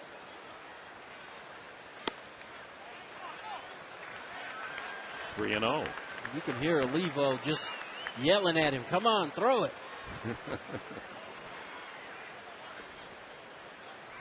After the punishment that Love took last night from Jimenez, you barely can hear it pop with Smith throwing, like throwing it into a big soft pillow. Well, it's broken in nicely after Jimenez last night. Olivo's been barking at Smith all night long. 3-1. And it's another walk. That's the 5th tonight from Smith. 1 out, tying run on. Adrian Gonzalez overdue. Nothing will drop the head of the manager more than that base on balls. Nice thing that your San Diego State kids, they don't walk anybody, do they? Oh, gosh. A little grayer every year. Oh, it'll do it to you. And he's been fortunate tonight because you're right, 5 walks and the run scored on a single and a triple. And so the Padres have had some opportunities. They've had guys on base. But that old saying, walks will haunt, usually comes to pass. Gonzalez just isn't taking Gonzalez type swings. Struck out 3 times and flied out last night. Of course, didn't play in the Sunday game, but did come in and his one at bat had a base hit. 1-1. Struck out 3 times in the Saturday night game against Milwaukee. Hitless the night before, so just uncharacteristic of this talented hitter, Gonzalez. Up high. A little extra on that, or did he? No, a slider, 81. Well, he'd like to get a hold of one and look over at Tony Gonzalez and say, that's my answer. That's my idea of a touchdown. Well, normally when Adrian's struggling, it's usually because, to me, it's usually because he's trying to pull. 3-1. And when he's going good, he's right center to left center field. Look at the pole in right center, Tony. And that's, again, they're going to pitch him out over the plate. They're pitching him away and playing him away. See the center fielder all the way over, almost in the left center field. Yeah, he's playing him as if he were a right-handed pull hitter. 3-1. Hitter's pitch. Lays it in there. That is such a tough pitch. Change up away. Good location down in the zone. See Olivo setting up away, and that ball's right on the outside corner. So a full count to Adrian. Eckstein off first. Safe lead. Ground ball, double play ball. Bobbled by Mora, so he loses the double play. Gets Gonzalez at first. And Eckstein moves up into scoring position on the fielder's choice.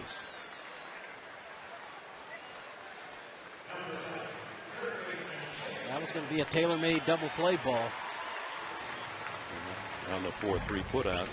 No fielder's choice. That's what Mora was hoping. Yeah, too late now. Just didn't get a good grip on that ball to flip it to Tulowitzki. That was with Gonzalez running, made to order.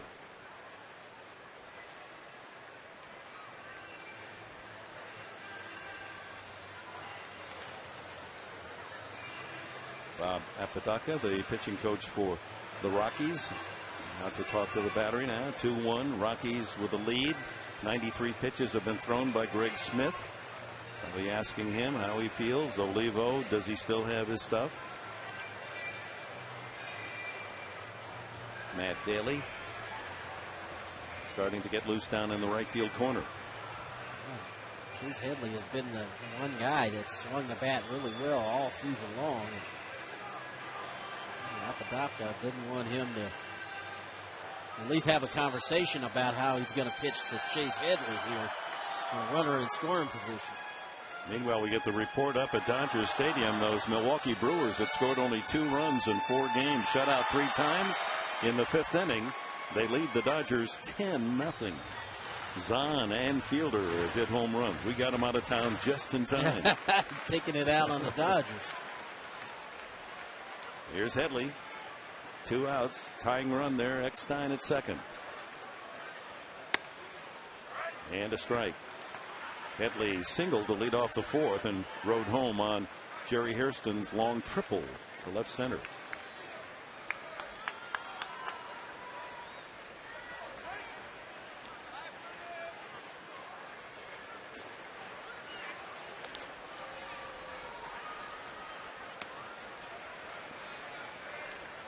Change up low.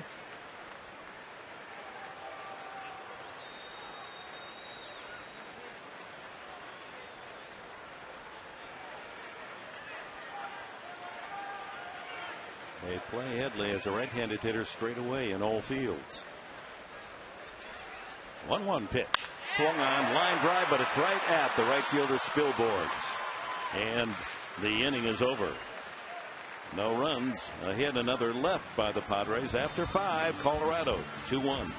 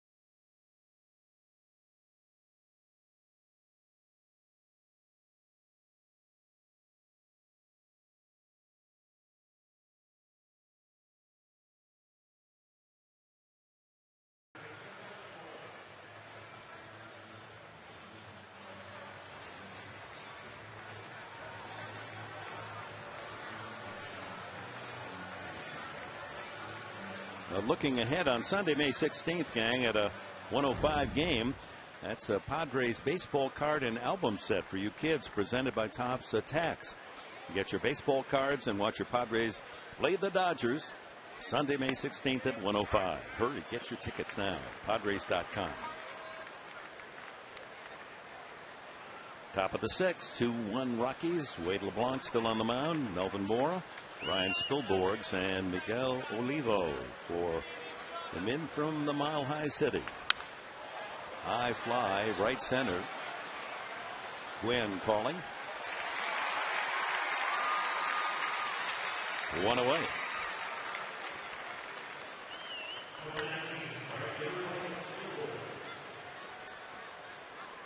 We were talking about my favorite player and certainly one of your favorite guys as well, Ted Williams, and that memorable scene in 1999 at the All-Star game when all the players, I mean, you just know the tremendous respect everyone in this game had for Ted when he came into Fenway Park, and you were there as his guide. It was unbelievable. He really was. I mean, there were not a lot of dry eyes that night. It sure wasn't. And his were not dry either. Spilborghs takes it up and away, and the count goes 2-0. He is grounded out and walked tonight.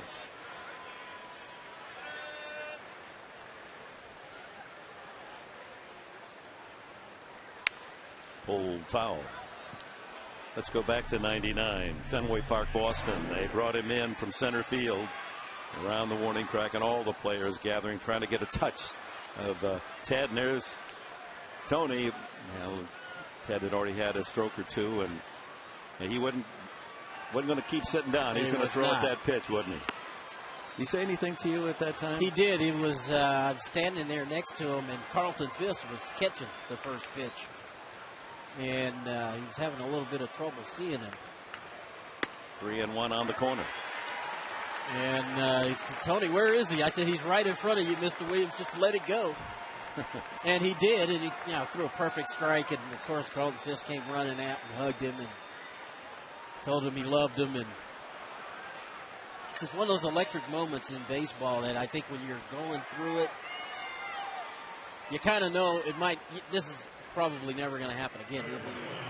Never is a collection of baseball history going to be on the same field like it was that night. Yeah, the last man to hit 400, the adoration, of course, of the Fenway fans, the Boston fans who grew up with him.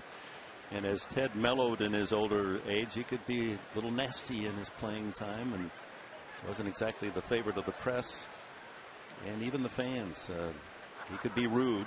It was a rough side of Ted, but when it came just to the art and science of hitting a baseball, there was no question about his enormous talent, and in my lifetime, the greatest hitter I've ever seen. Due respect to you. Oh, no.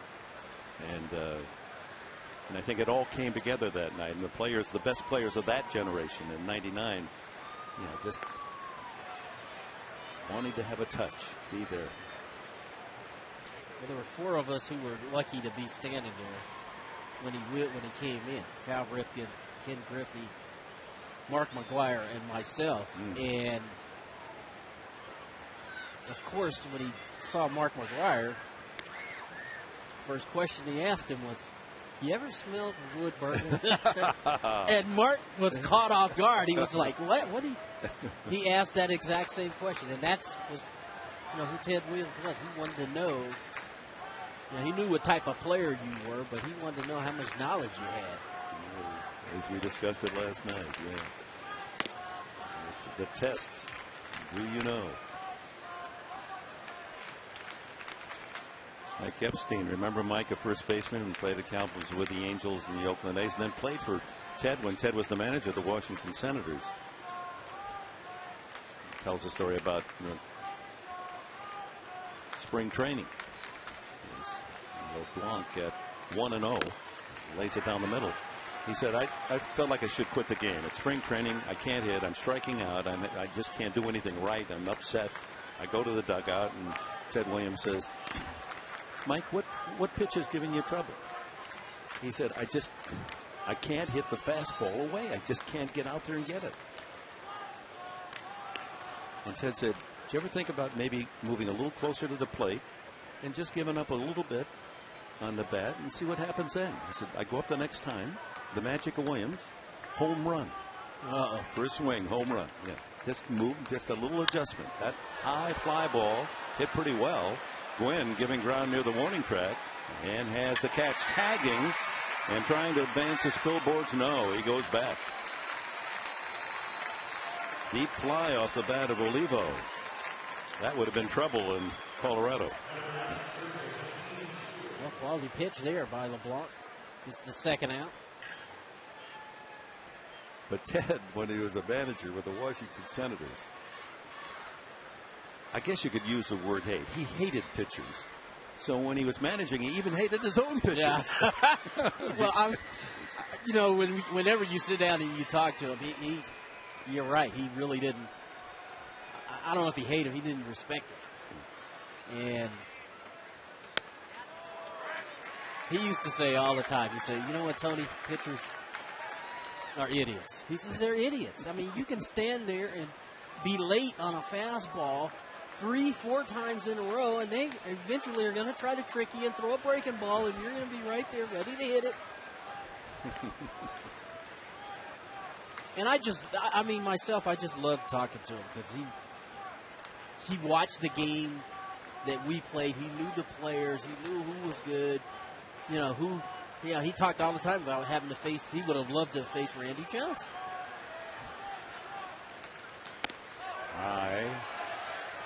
Did he go around? No. Count 1-1 on Ian Stewart with 2 outs and Spielberg's at first base. 2-1 Rockies here in the top of the 6th. Dick Enberg and Tony Gwynn on a night where we pay tribute to the great broadcaster of the Tigers, Ernie Harwell, who passed at age 92 today. And we reminisce about the greatest ball player we've ever known, the two of us, Ted Williams. Swing and a miss. Interestingly, Stewart up there wearing number 9. Yeah. Well, I told him, I said, you know what, Mr. Williams, I don't know if you want to face Randy Johnson. He's 6'11". He's kind of a 3/4 slinger. I said, it's real hard to keep that front side in there. And he agreed. But it was just, in his mind, it was the best against the best. You wanted to face the best. And he talked about that an awful lot.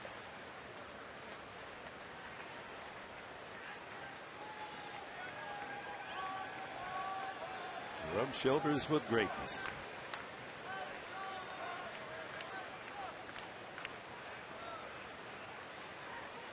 LeBlanc trying to get out of this 6th inning. 1-2 the count. Just fouled. He just got a piece of that. Good little breaking ball running away from him.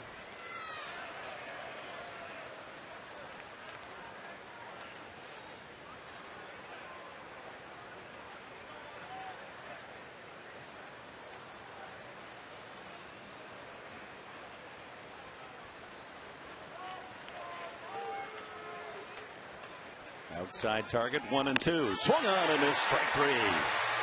That's it for the Rockies in the 6th. They leave their 6th man as LeBlanc works out of a 1-out walk.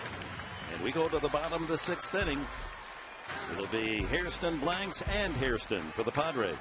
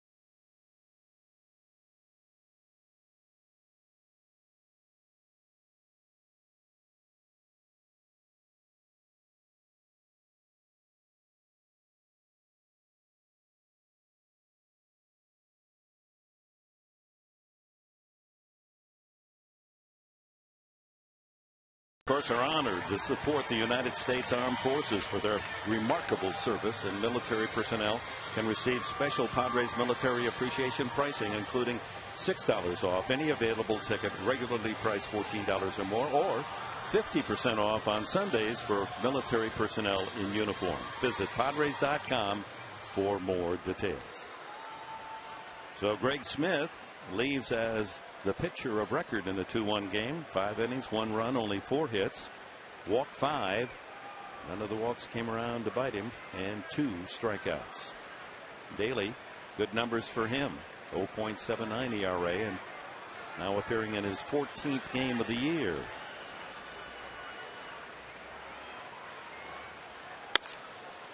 And he fires a strike to Scott Hairston, who has walked and flied to right.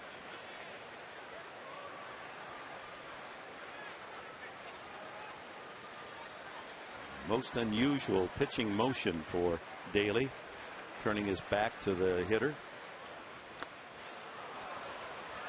0-2. I've got to think as a hitter that's going to be a little bit weird. You're standing up there and he's got his back turned. You can read his number on the back of his uniform before he throws the pitch.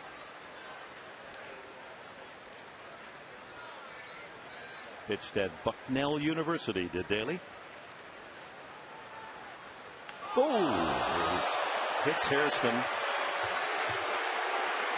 0-2. That no intent there. Trying to straighten him up here. Just gets away from him, hits him in the shoulder. The ball was rising, and he came close to getting that one in the chops. So he gets ahead of the hitter, and then on a hit batsman, he has the tying run at first with no one out.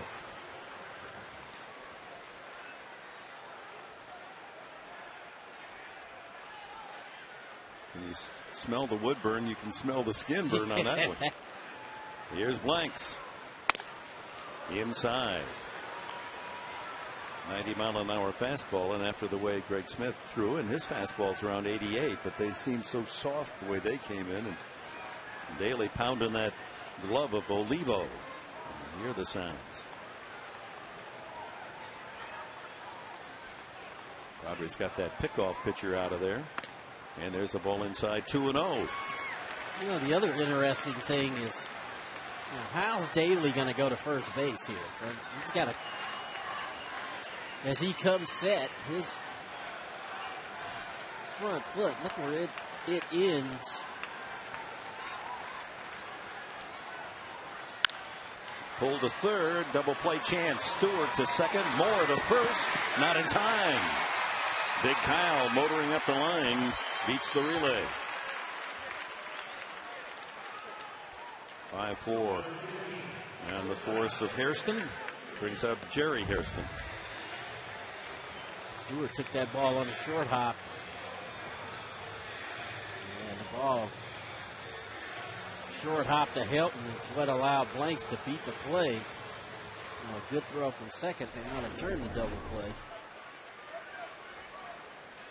So 1 out.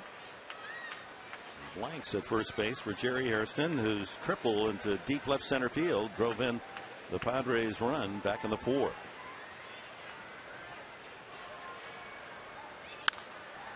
That'll be back into the crowd down the right field line. Helton gives it a look, but it's back several rows.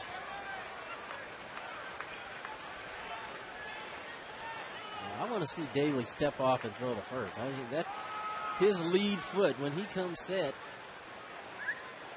his right foot, his left foot is turned towards center field. I've never seen that before. I'm trying to figure how is he going to throw to first base? Not throwing his back out of place. Or without blocking.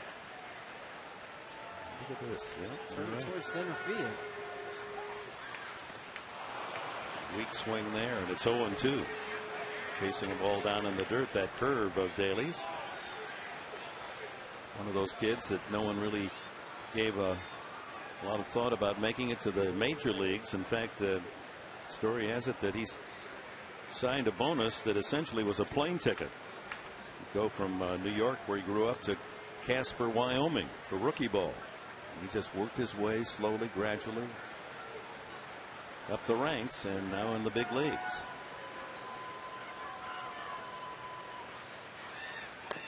And part of his success is motion, and a totally different look than you're going to see from any other pitcher in the league. You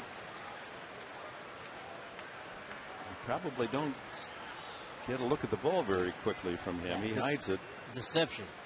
Yeah, he's going to hide the ball. We've seen a couple of swings on some bad sliders already. 1 out, 1 on, 2-1 Colorado. Bottom of the 6th. In the dirt again. But the other thing we haven't seen is we haven't seen him go to first base.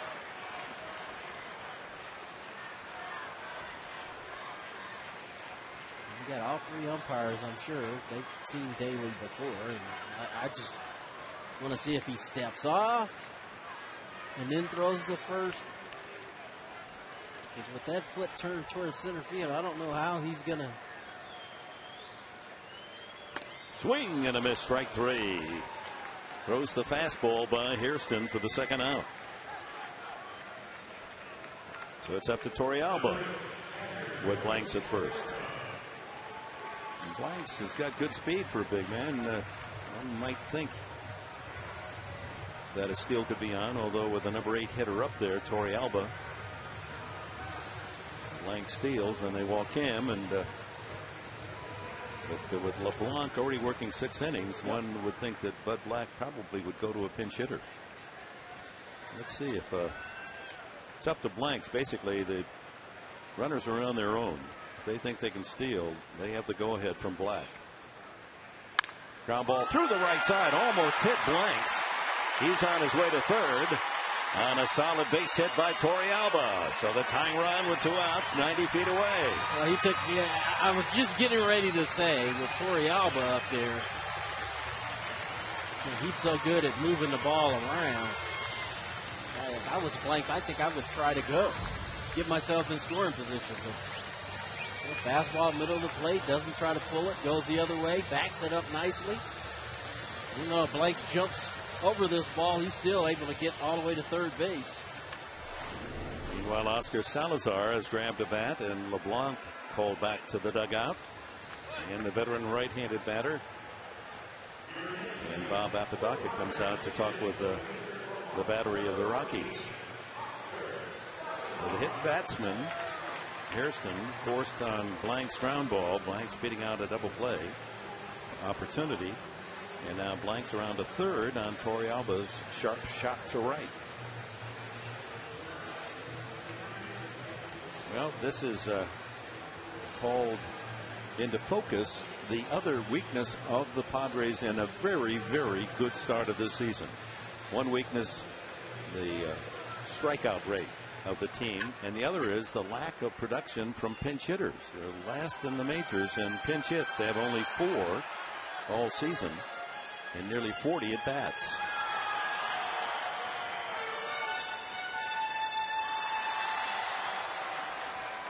First and third in a 1-run game.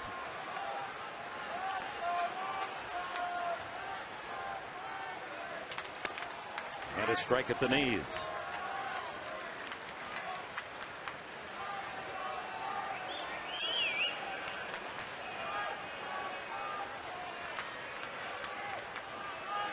Salazar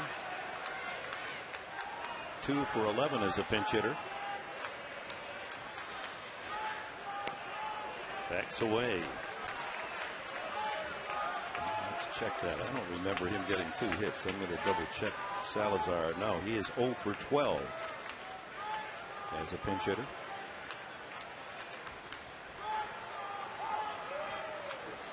One and one.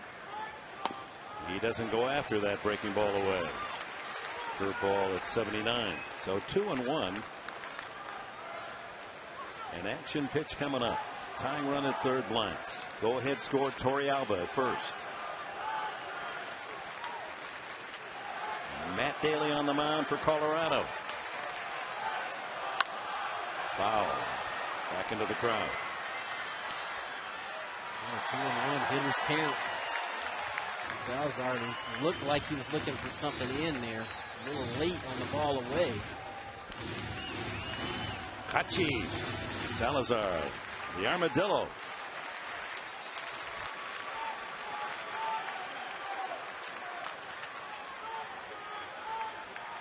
Two and two.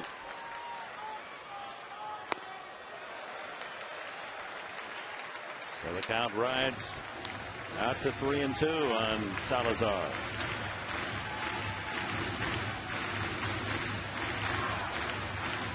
Torrealba will be going. Ball maybe in the gap down the lines. We'll give him a chance to score. It's not going to hold the runner on here.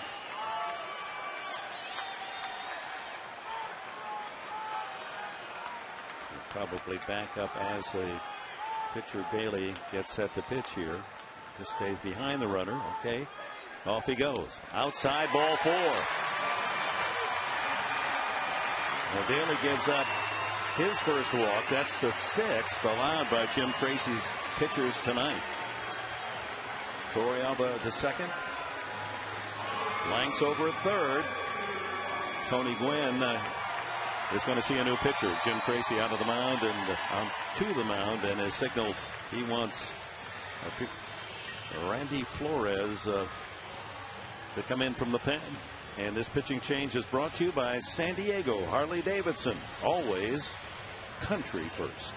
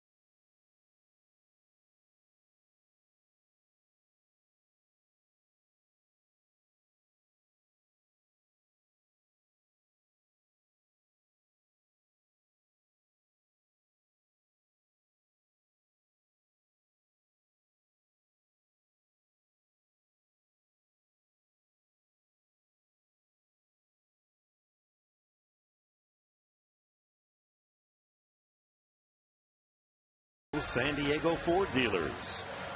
Southern California product. In fact, attended the University of Southern California, a Trojan walk-on. And he went from that status to being the all-time career win leader in USC baseball history. Won 42 ball games for USC. 34-year-old left-hander. With the bases full, Tony Gwynn the batter. Popped up, safe on a fielder's choice, and robbed of a hit by Todd Helton at first base.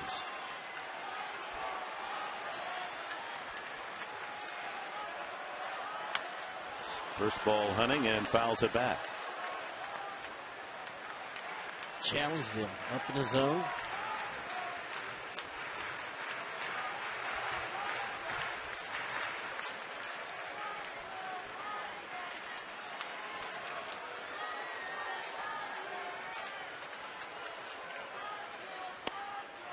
One and one. Flores, one of those specialist left-handers, keep on the roster just for this spot. Often coming in to work to just one batter, a left-handed hitter. 10 games this year, he's pitched only 6 innings. At the knees, 1 and 2. To me, this is where the game has changed a lot. Most lefties coming out of the pen, scared because left-hand hitters are mostly low ball hitters. But today's game, they challenge you on both halves of the plate. So a ball and 2 strikes on Gwynn. Haven't showed him a breaking ball yet. He's challenging him inside with the fastball. Blanks the tying run at third. Torrealba off second. Salazar at first. 2 outs and the 1-2 pitch to Gwynn. There it is, all the way to the screen. Here comes Blanks. It's going to be close, and he is out of there. That ball caroming off the backstop, and very quick reaction by Olivo. And the coverage by Flores at the plate, and they're able to nail Blanks sliding in. Here it is again. Watch how far the ball bounces back to Olivo. See, halfway back to the plate, and the tag made by Flores.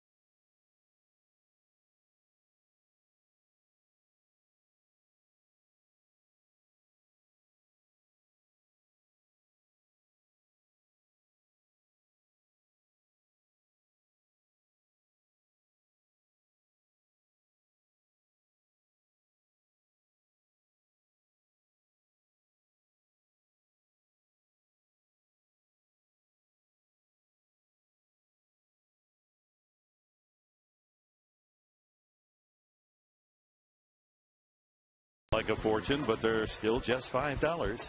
So many favorites too, like Blazing Buffalo Chicken at $5 all day, every day. Subway, eat fresh. So the Padres, with the bases loaded, get a wild pitch, and it was as wild as you can come, but it didn't even touch the catcher, so it caroms back. Look at the bounce that the Rockies get on this. Looks like it hits the pad of the sign on the right side over there, and Flores blocks the plate with his leg, with his body. They would have put the tags on put the tag on Blanks, and Padres come away empty-handed. Brave play by the pitcher with a 270-pound Blanks barreling in on him. Home Depot doing more on defense. The Home Depot, more saving, more doing. That's the power of the Home Depot. Luke Gregerson, we mentioned earlier, 11 straight innings he's not allowed to run into his 13th game. And he'll face pinch hitter Dexter Fowler batting for the pitcher Randy Flores.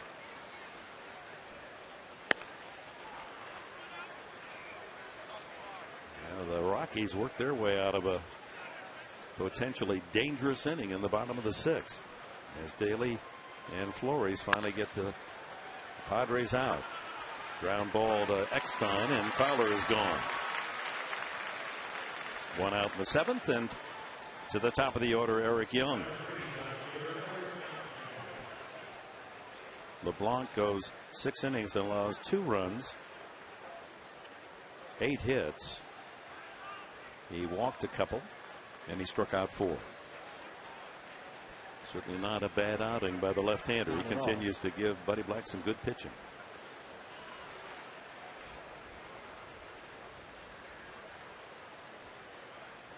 But the pitching for the Colorado Rockies, with Jimenez last night throwing 7 marvelous innings of high-speed baseball, and the Rockies winning at 5-2. Padres only 1 run tonight, so 3 runs in the 2 games. 1-0. This one's hit the left center field. Blanks cutting into the alley and makes the catch.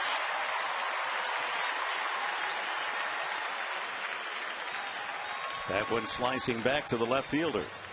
Hit well. Yeah, White Jr. putting a charge into this ball. But you're right, that ball slicing back to Blanks as the left fielder. Able to track it down. Yeah, I got the feeling, Tony Gwynn, that Eric Young, he's called up because of Brad Hopp's injury.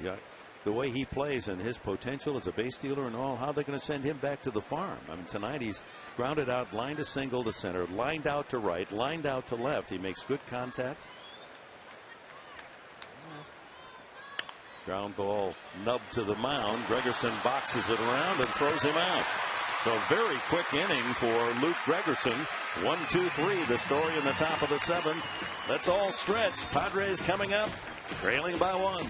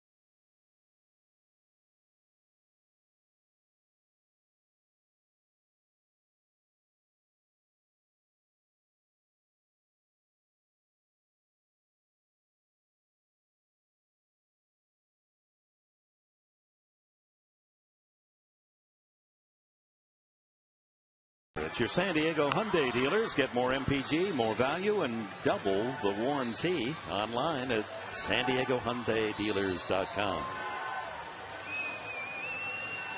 Joe Beimel, the left-hander, veteran, comes in. He pitched last night. Worked a easy 1-2-3 eighth inning. So Tony Gwynn up. Gwynn has seen 3 pitchers and nothing's happened yet.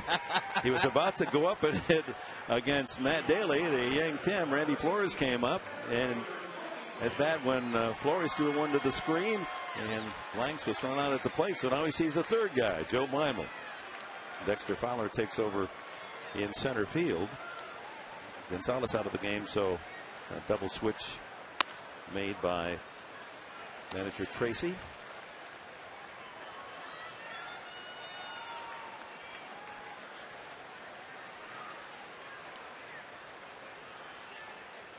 Eric Young out of the game.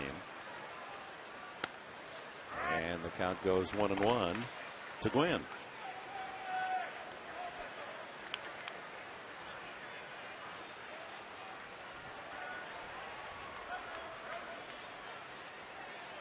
So the pitcher's spot is the leadoff spot in the order. 1-1. Upstairs. They would really love for Anthony to get on base here.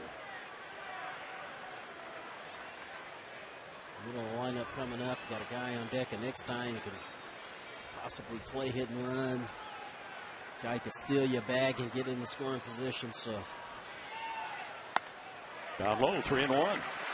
Padres have not been able to use their base stealing prowess tonight, in part because the starter Greg Smith has such a great move and indeed picked off a runner. Nailed Scott Hairston after he'd walked in the second inning. 3-1 now to Gwynn. Lined foul. Little out in front of that fastball at 86 from Beimel.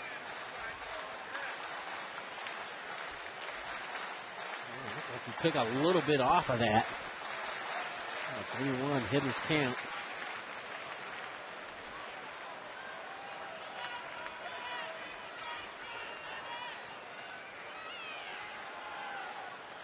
"33-year-old Beimel, 10-year veteran.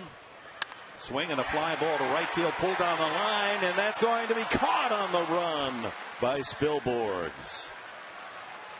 Not quite down the line enough. And that's Gonzalez's move. Okay, in the change, they've changed all three outfielders. Eric Young comes out. Gonzalez was in center field, goes to right field. Ryan Fowler stays in. Nice play. Spilborghs goes to left. Oh, nice play by Gonzalez in right. Ball hit right on the button. He was able to run it down.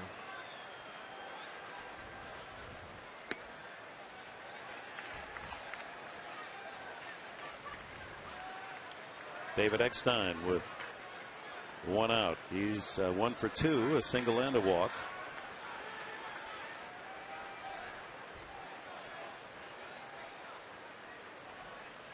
Pulled fair.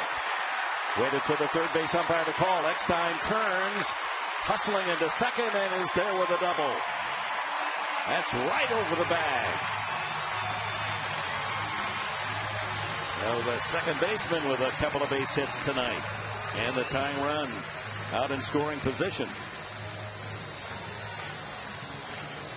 Nice piece of hitting by David. Ball right over the bag. Stewart guarding the line, late in the game. And that ball went right over the bag for a double. So again, Padres, runner in scoring position, have an opportunity.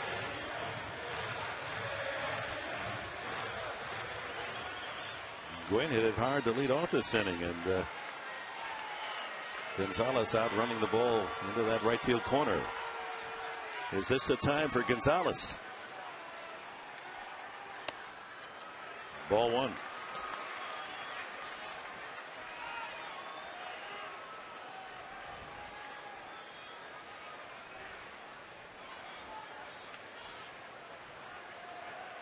Adrian has walked and grounded out twice.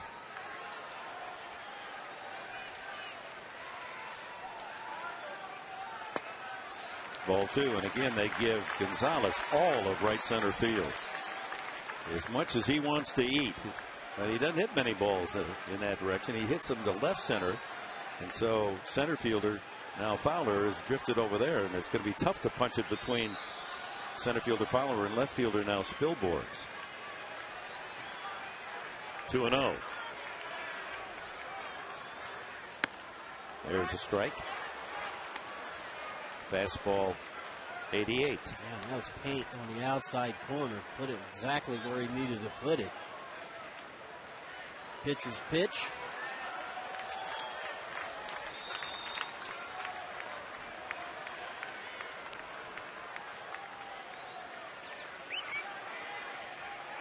Eckstein staring it at the target of Olivo, and Beimel backs off and stares at the base runner as if to say, what are you looking at?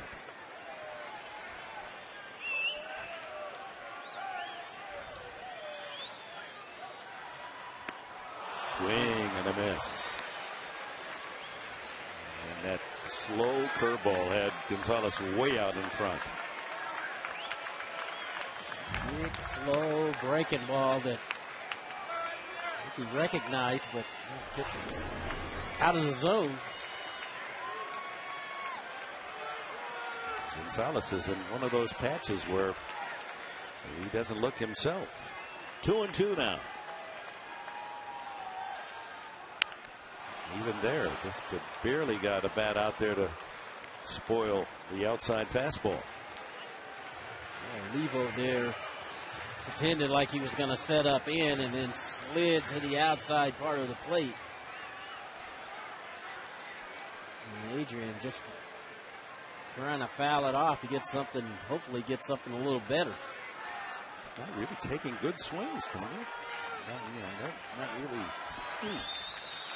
Let's see about this one. 2-2. That one's hit well to right center. Falling and a base hit, but Eckstein had to play it halfway and advances only to third.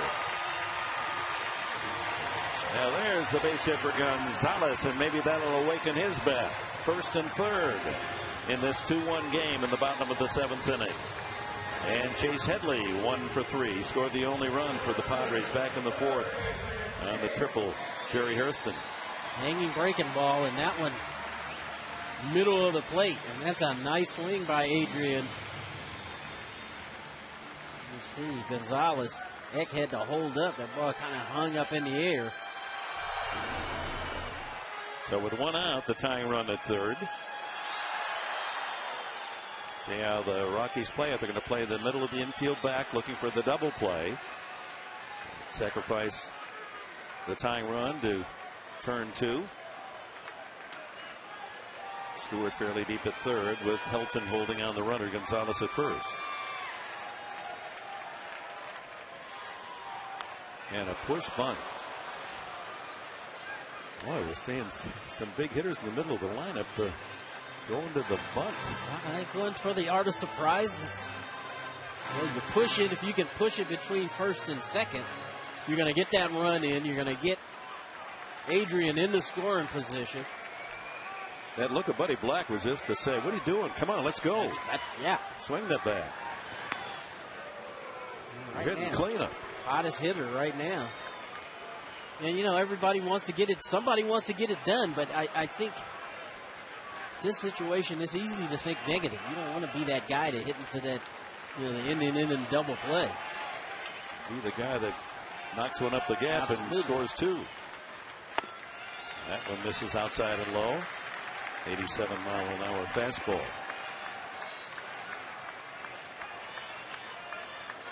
Headley has just 8 runs batted in this year.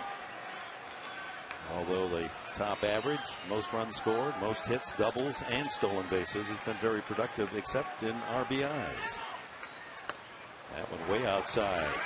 2-1. Yeah, you can hear Levo barking at Paimo. Come on, let's go.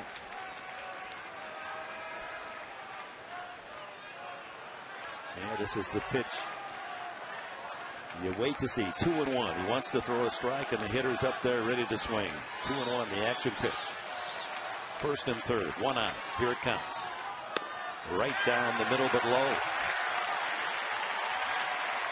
3-1.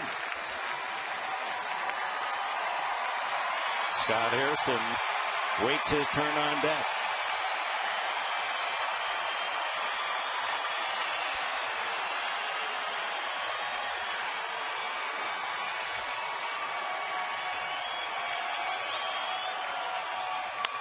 Bounce up the middle. Double play ball. Tulowitzki turns it 6-3 double play, and the inning is over. Golden opportunity, a double and a single, and the Padres come up empty.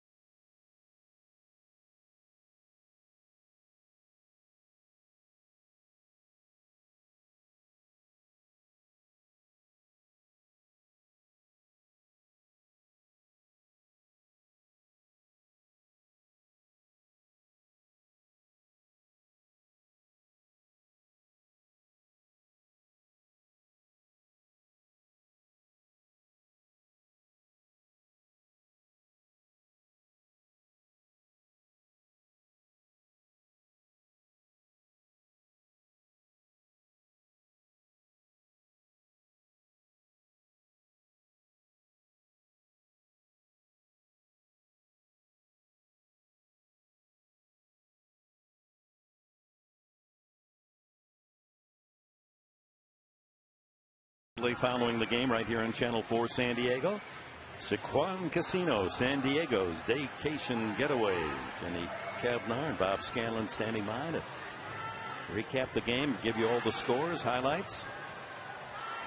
And the Padres have left a man every inning, and a golden chance there, first and third, and only one out.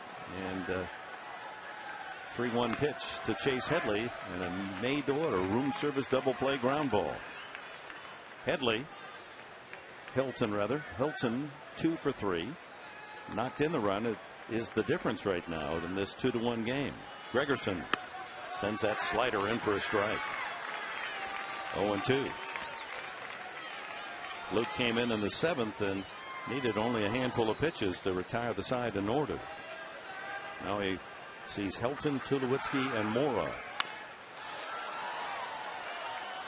It's been a busy spot, that camera well just beyond the dugout of the Padres.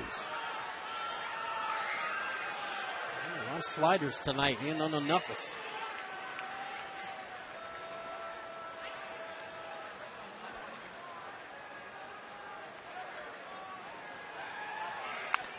Boy, that one is in the dugout. That was right down the chute. He really pulled it foul. Former University of Tennessee baseball star and quarterback behind Peyton Manning.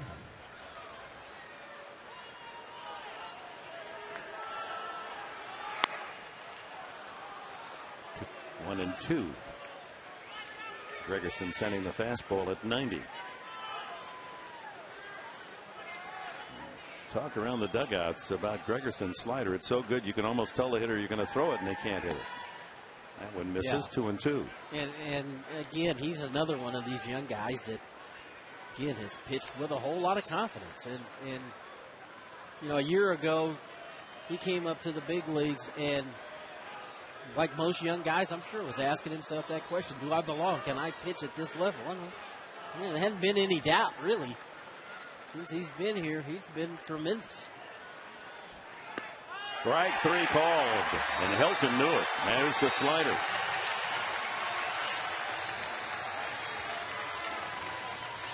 Well, a couple of sliders in under his knuckles, and then backdoor him with a slider. So 4 straight retired by Gregerson out of the pen. Here's Troy Tulowitzki. He's 0 for 3 tonight.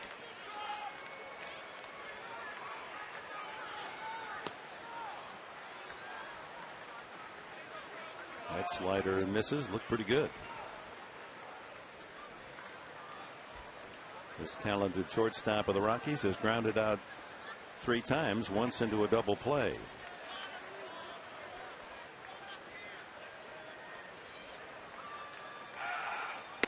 Swing and a miss.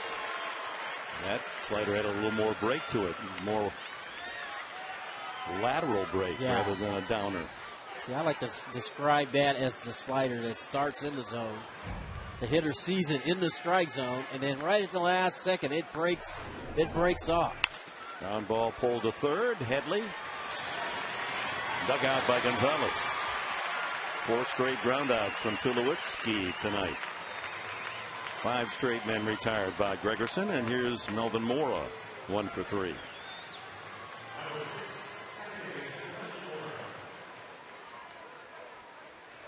Well, that is a terrific 1-2-3 bullpen punch in Gregerson, Adams, and Bell. Shortens the game when you got 3 guys like they have who can, get guys from both sides of the plate out. Ooh, that was close to hitting Mora.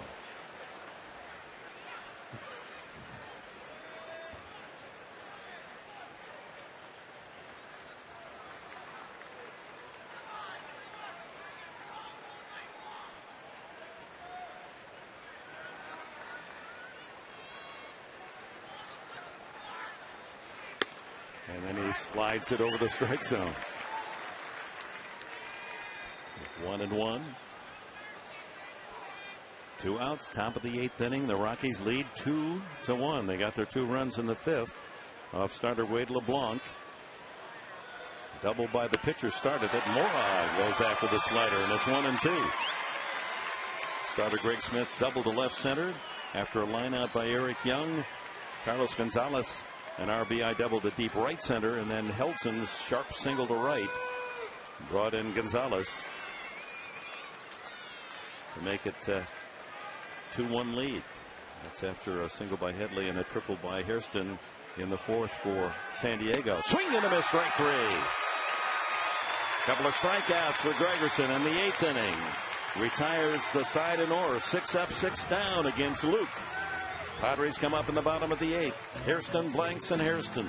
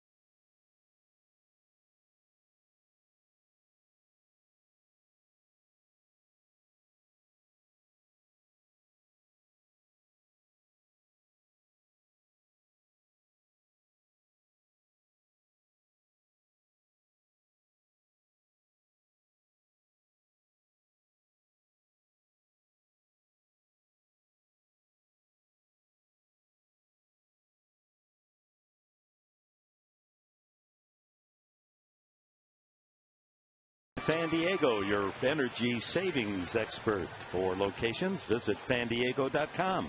For ceiling fans, go to Fan Diego.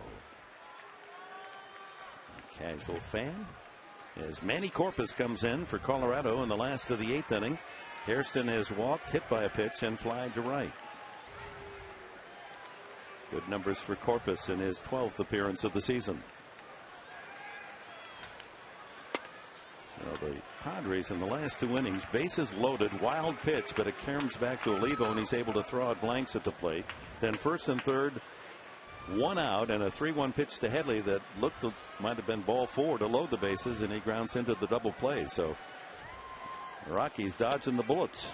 Corpus sends that one out of the strike zone, and it's 2-0 to Hairston. Yeah, that's after 5 innings of Greg Smith pitching with 5 walks. So they've had some opportunities.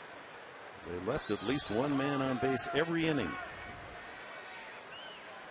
2-0 to Scott Hairston. He's got the power to tie it with 1 swing. And he goes for it, fouls it back.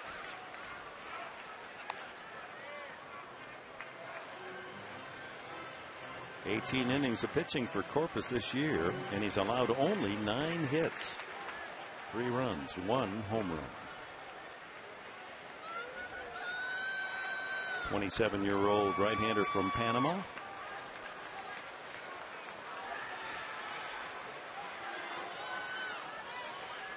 That ball inside, 3-1. He's not giving in. 2-0. He could have challenged him with a fastball. He threw him a sinker down in the zone. And there, tried to bust him inside. So 5th pitcher for the Rockies tonight. 3-1. And another foul at the plate.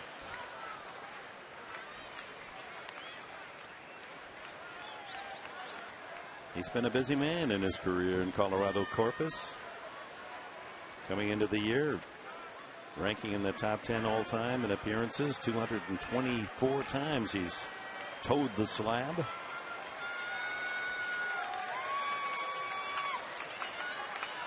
all as a reliever. 3-2. Here it comes again. Didn't get much of that, but fouls it away. Not quite sure what that was right there. Been a little bit of a cutter. Ball starts in and just kind of hangs on the inner third of the plate. And that's the very same pitch that Pearson hit out for a home run the other night. That ball again fouled away. First row of the second tier.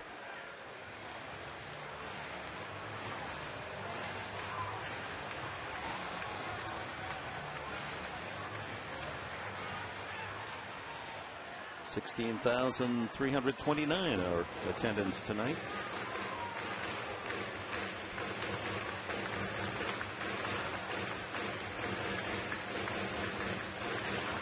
It's been frustrating. It's been quite a tease for these fans. There have been so many opportunities, but unable to score. 2-3 and 2 the count, and inside corner, strike 3. Hairston on his way to first base, and he agrees with plate umpire Carlson.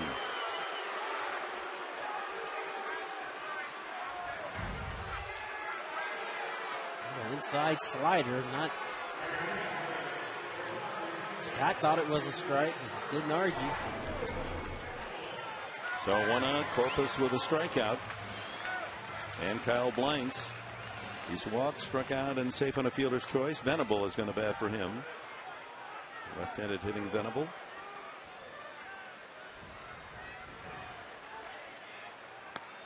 And there's a strike. Let's go back to the strikeout pitch by Corpus to Hairston. Just a little inside, but that's 3-2. You got to be swinging at that one. Got to be protected, and he fouled off that same pitch a couple of times. And Venable falls behind 0-2.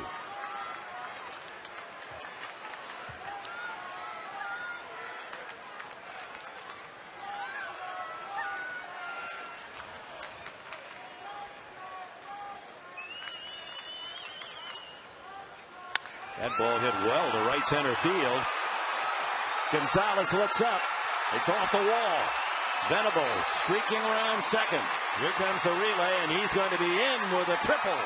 The second of the night for the Padres. Well, that's the way to come off the bench. Venable delivering a triple with 1 out in scoring position to tie it. He drove that ball a long way in the right center field.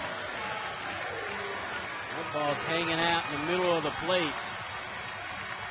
Venable came out of the box running. I mean, there was no question he was going to go for 3. It's his 3rd triple this year. Got a beautiful stride, doesn't he? And he just eats up a lot of ground with those long strides. Glenn Hoffman now going through all the possibilities here. 1 out. He's the tying run.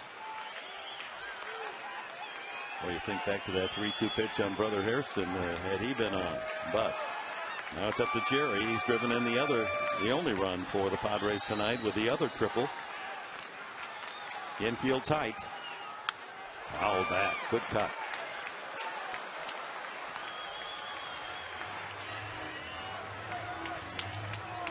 Infield tight, hitter's delight, huh? Looking for a ball, hopefully an elevated ball, a ball you can drive to the outfield. Corpus knows that. He's going to work both halves.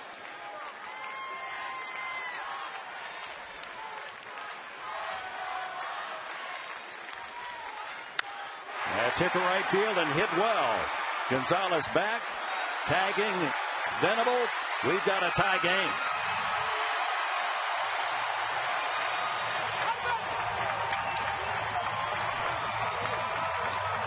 Gary Hairston knocking in both Padre runs. It's 2-2.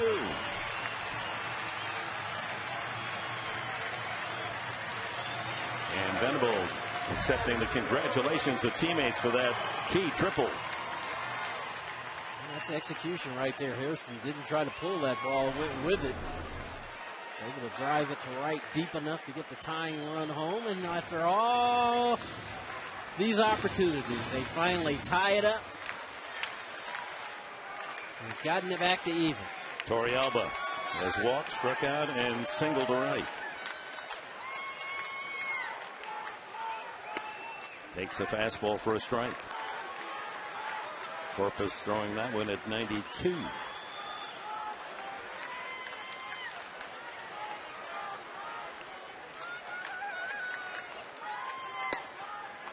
One and one.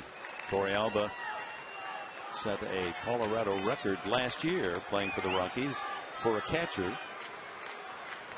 16-game hitting streak. And when he gets hot, he can hurt the opposition. Pulls this one foul. Matt Stairs is in the on-deck circle. Pitcher spot, and what a job Luke Gregerson did as he continues his scoreless pitching. He's now gone 13 straight innings without allowing a run. 6 up, 6 down out of the pen, relieving Wade LeBlanc. So both starting pitchers off the hook now. It's up to the relief corps. Swing on a check swing, and strike 3.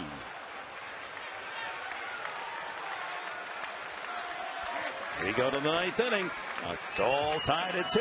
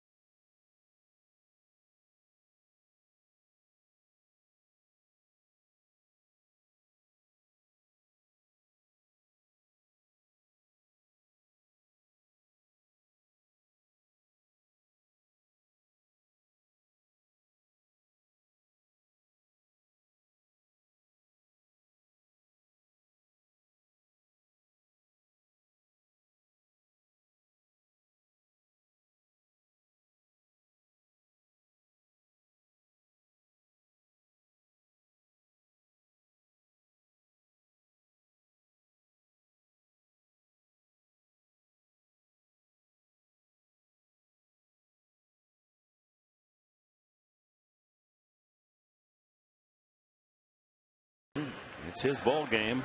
A 2-2 tie. Following Wade LeBlanc. LeBlanc started 6 innings, 2 runs, 8 hits, walked 2, struck out 4. Luke Gregerson perfect, no hits in his 2 innings of work, and now Bell on the mound has a win this year. And one of the leaders in the league in saves once again. Venable stays in the game in right field, and Scott Hairston moves from right to left field. So the outfield is Scott Hairston in left, Gwynn in center, and Venable in right.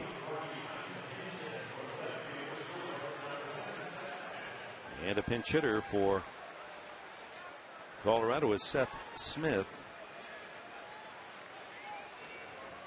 left-handed hitter. Hit clean or hit leadoff last night.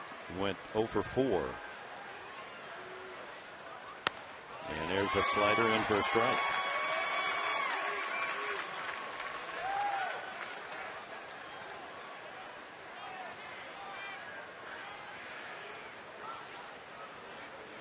Smith, Olivo, and Stewart against Bell in the 9th. 1-1.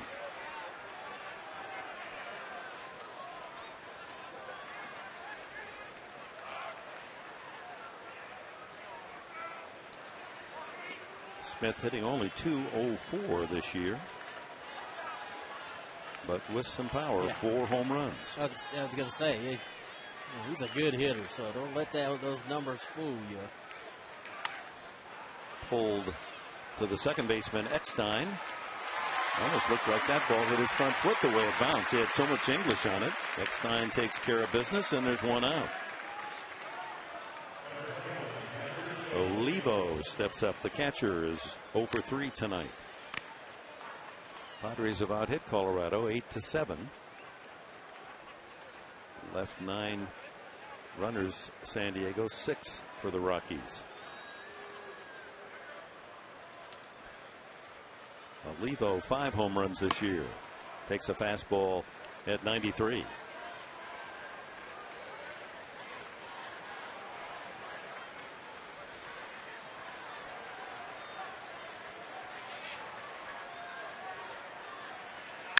Pulled toward the hole. Headley there to glove it. 2 away. Good pitch by Heath Bell. Nice play by Chase Headley.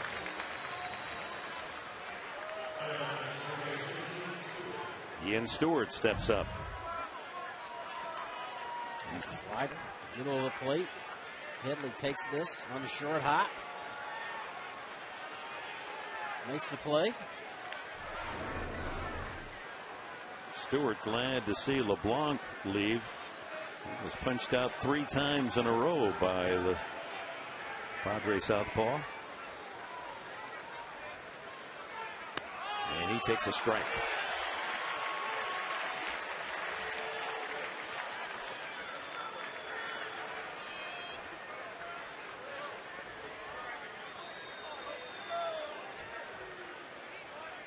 Outfield deep, protecting against the extra base hit, and Bell serves it outside, 1-1.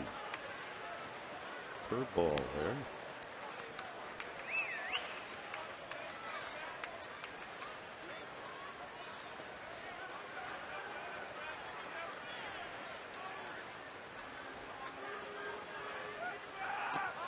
That one skips in, 2-1. Yeah, in spring training, and some of the players working out in shorts. I saw Bell. I thought I'd walked into the Chargers locker room. He's got a set of legs on him like an offensive guard. Yeah, big legs. Well, you could say that about a lot of these guys. I mean, these guys, work at it year round now, and I mean, there's some really big guys playing the game of baseball. Checks the swing. Did he? Yes. 3-1.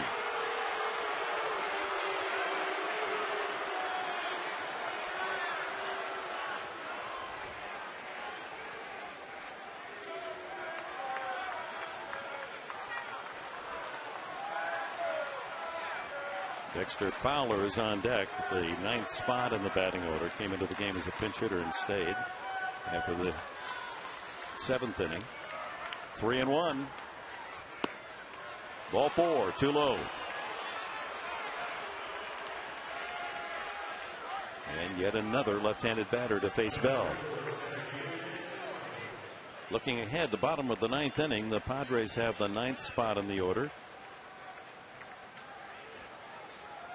And then Gwynn and Eckstein.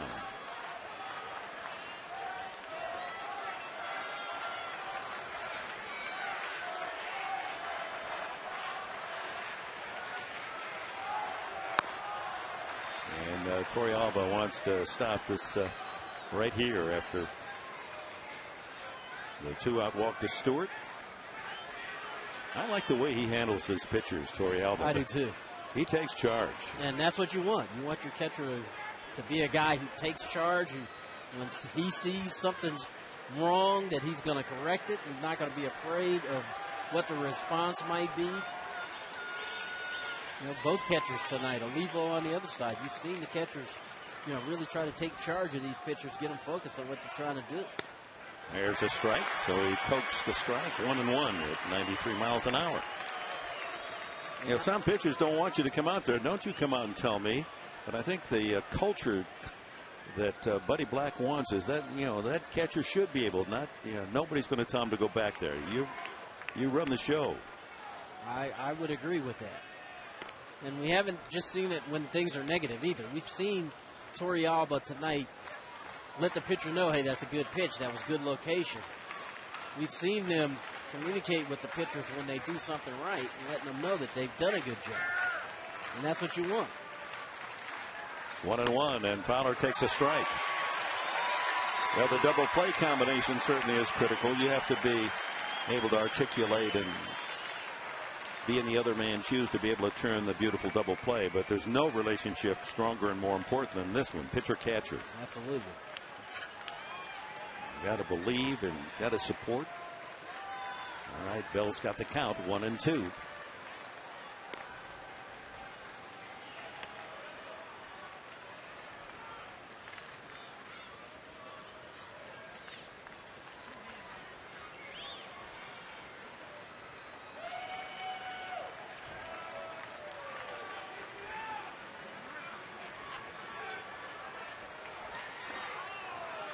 Down in the dirt, 2-2. Good stop by Torrealba with a man at first. I was just going to say, you can tell veteran catcher. He smothered that ball, kept it in front, let the base runner know, hey, I've got an eye on you too. See, he's having communications with, looks like Jerry Hairston out there. Who's covering? Who's covering. Fowler, a 194 hitter from the left side. The 2-2 pitch. Swing and a miss. Strike free. Rockies are down in the top of the ninth inning. The Padres come up in the last of the ninth. Pitcher spot Gwynn, and Eckstein, it's tied 2-2.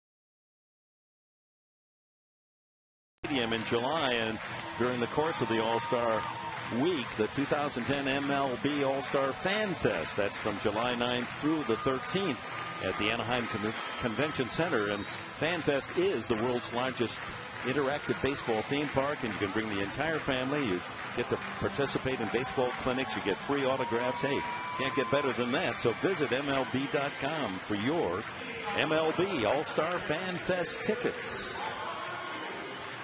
The sixth Colorado pitcher of the evening is Franklin Morales. Seth Smith stays in the game and is in left field for Colorado. And Lance Sawatsky just called up from the Portland Farm Club this week. Switch hitter, batting right-handed against the left-hander Morales. As Heath Bell works one inning, gives up a walk, and also struck out a man. So if this should go extra innings, they'll have a new pitcher in the 10th. Everett Cabrera there on the itching to get back off that injured list. And the pitch is outside. Morales has had his bouts with wildness. He has 2 decisions this year, both losses. 2-0 to Zawadzki. Ball 3. Again, it's the Olivo. Run right out there right away. They come out of the bullpen to start the inning off. First hitter, go 3-0 on.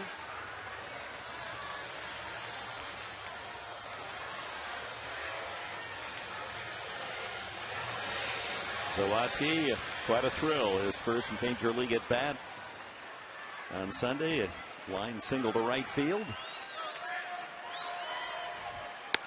There's a strike. Good speed, 93 from Morales. Smith, Daly, Flores, Beimel, Corpus, and now Morales in the ninth. 3-1. Low and inside, ball 4. So Zawadzki does his job, earns the leadoff walk. Padres' 7th walk of the night. Jim Tracy surprised that wasn't a strike. Olivo surprised that wasn't a strike. Well, now the Padres got to go ahead and run on. Sure, Anthony will be looking to bunt here. Stewart in on the grass at third. Helton holding on the runner at first, and then he'll be on the charge. Fouled at the plate. 93-mile-an-hour fastball to Gwynn. Anthony is 0 for 4. He's hit the ball hard the last 2 times. Holton diving into the hole robbed him of a hit in the 5th. And he lined to right field his last time up down the right field line. And a good running catch by Carlos Gonzalez. Beautiful bunt. Helton has only one choice back to first with second baseman Mora covering. Perfectly placed. He gets the plaudits of the fans, does Tony Gwynn, as he comes to the dugout. Does his job, gets the bunt down. And watch, he gets the bunt down. Helton comes, takes a look at second, and then lobs the ball to first base, and little Tony almost beats this out. Yeah, that was a soft toss. That was very close. So, winning run at second base here in the ninth with 1 out, and Eckstein and Gonzalez with a chance to drive it in. Eckstein 2 for 4 tonight, 2 for 3 actually, a double, single, and a walk, and he takes outside. And I'm concerned about Eckstein in terms of walking him. They can set up the double play if they fill the void at first base. See what kind of pitches he gets to hit here. Ball 2.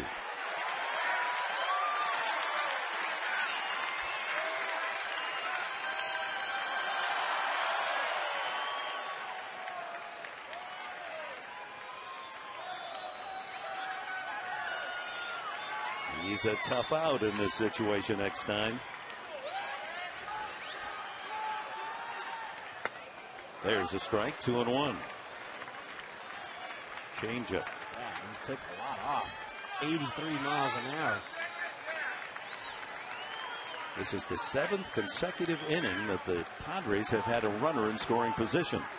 Finally got one home in the 8th on the sacrifice fly by Jerry Hairston. That ball lined to left field, but it's at the left fielder Smith for the second out.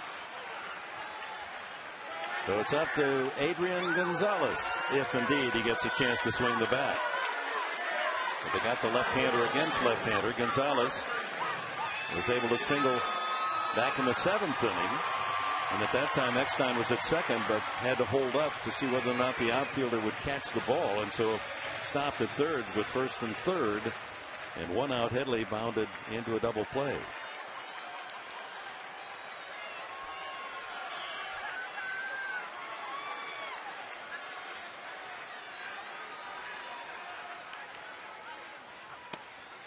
Ball 1. Headley on deck. And Morales got Eckstein out with a 2-1 changeup. Starts Adrian off here with a 2-1, with a changeup. Well, I don't know if he's going to get much to hit here. That ball's inside. Got that fastball up to 94.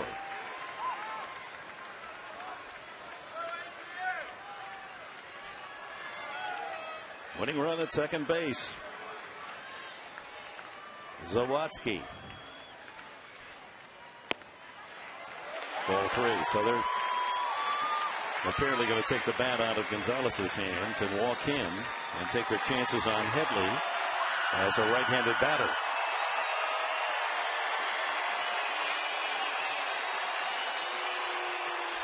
And there it is. They complete the job intentionally walking Gonzalez. Second time he's walked tonight, 18 times this year, and Tracy coming to the mound. A right-hander, Betancourt, is warming up. It's somewhat surprising. You would think that they'd want Headley to bat right-handed and would keep Morales in there. We'll see whether or not Tracy's going to take him out and have Headley hit left-handed. Headley has one home run, and it is from the left side. Remember? It was not just a home run, it was a walk-off home run.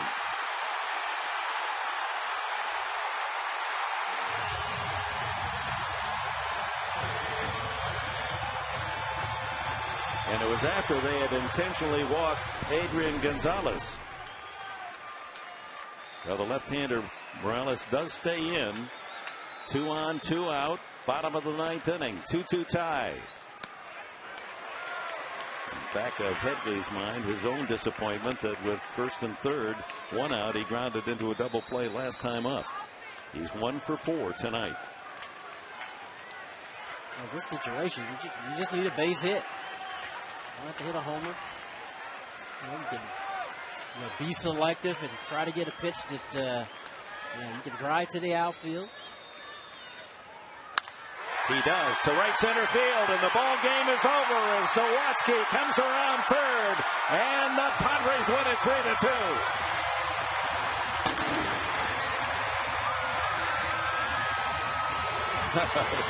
They do. These grown men do act like kids, don't they? Yes, they do. So Headley makes amends. And the Padres, who threatened in almost every inning, finally survive in the bottom of the 9th inning on a 2-out single by Chase Headley. They find a way, this San Diego Padre team, and with the Giants winning earlier at Florida, San Diego maintains its lead in first place by a game over the Giants. And we'll be back with the final totals. San Diego 3, Colorado 2. Mission accomplished at Petco tonight.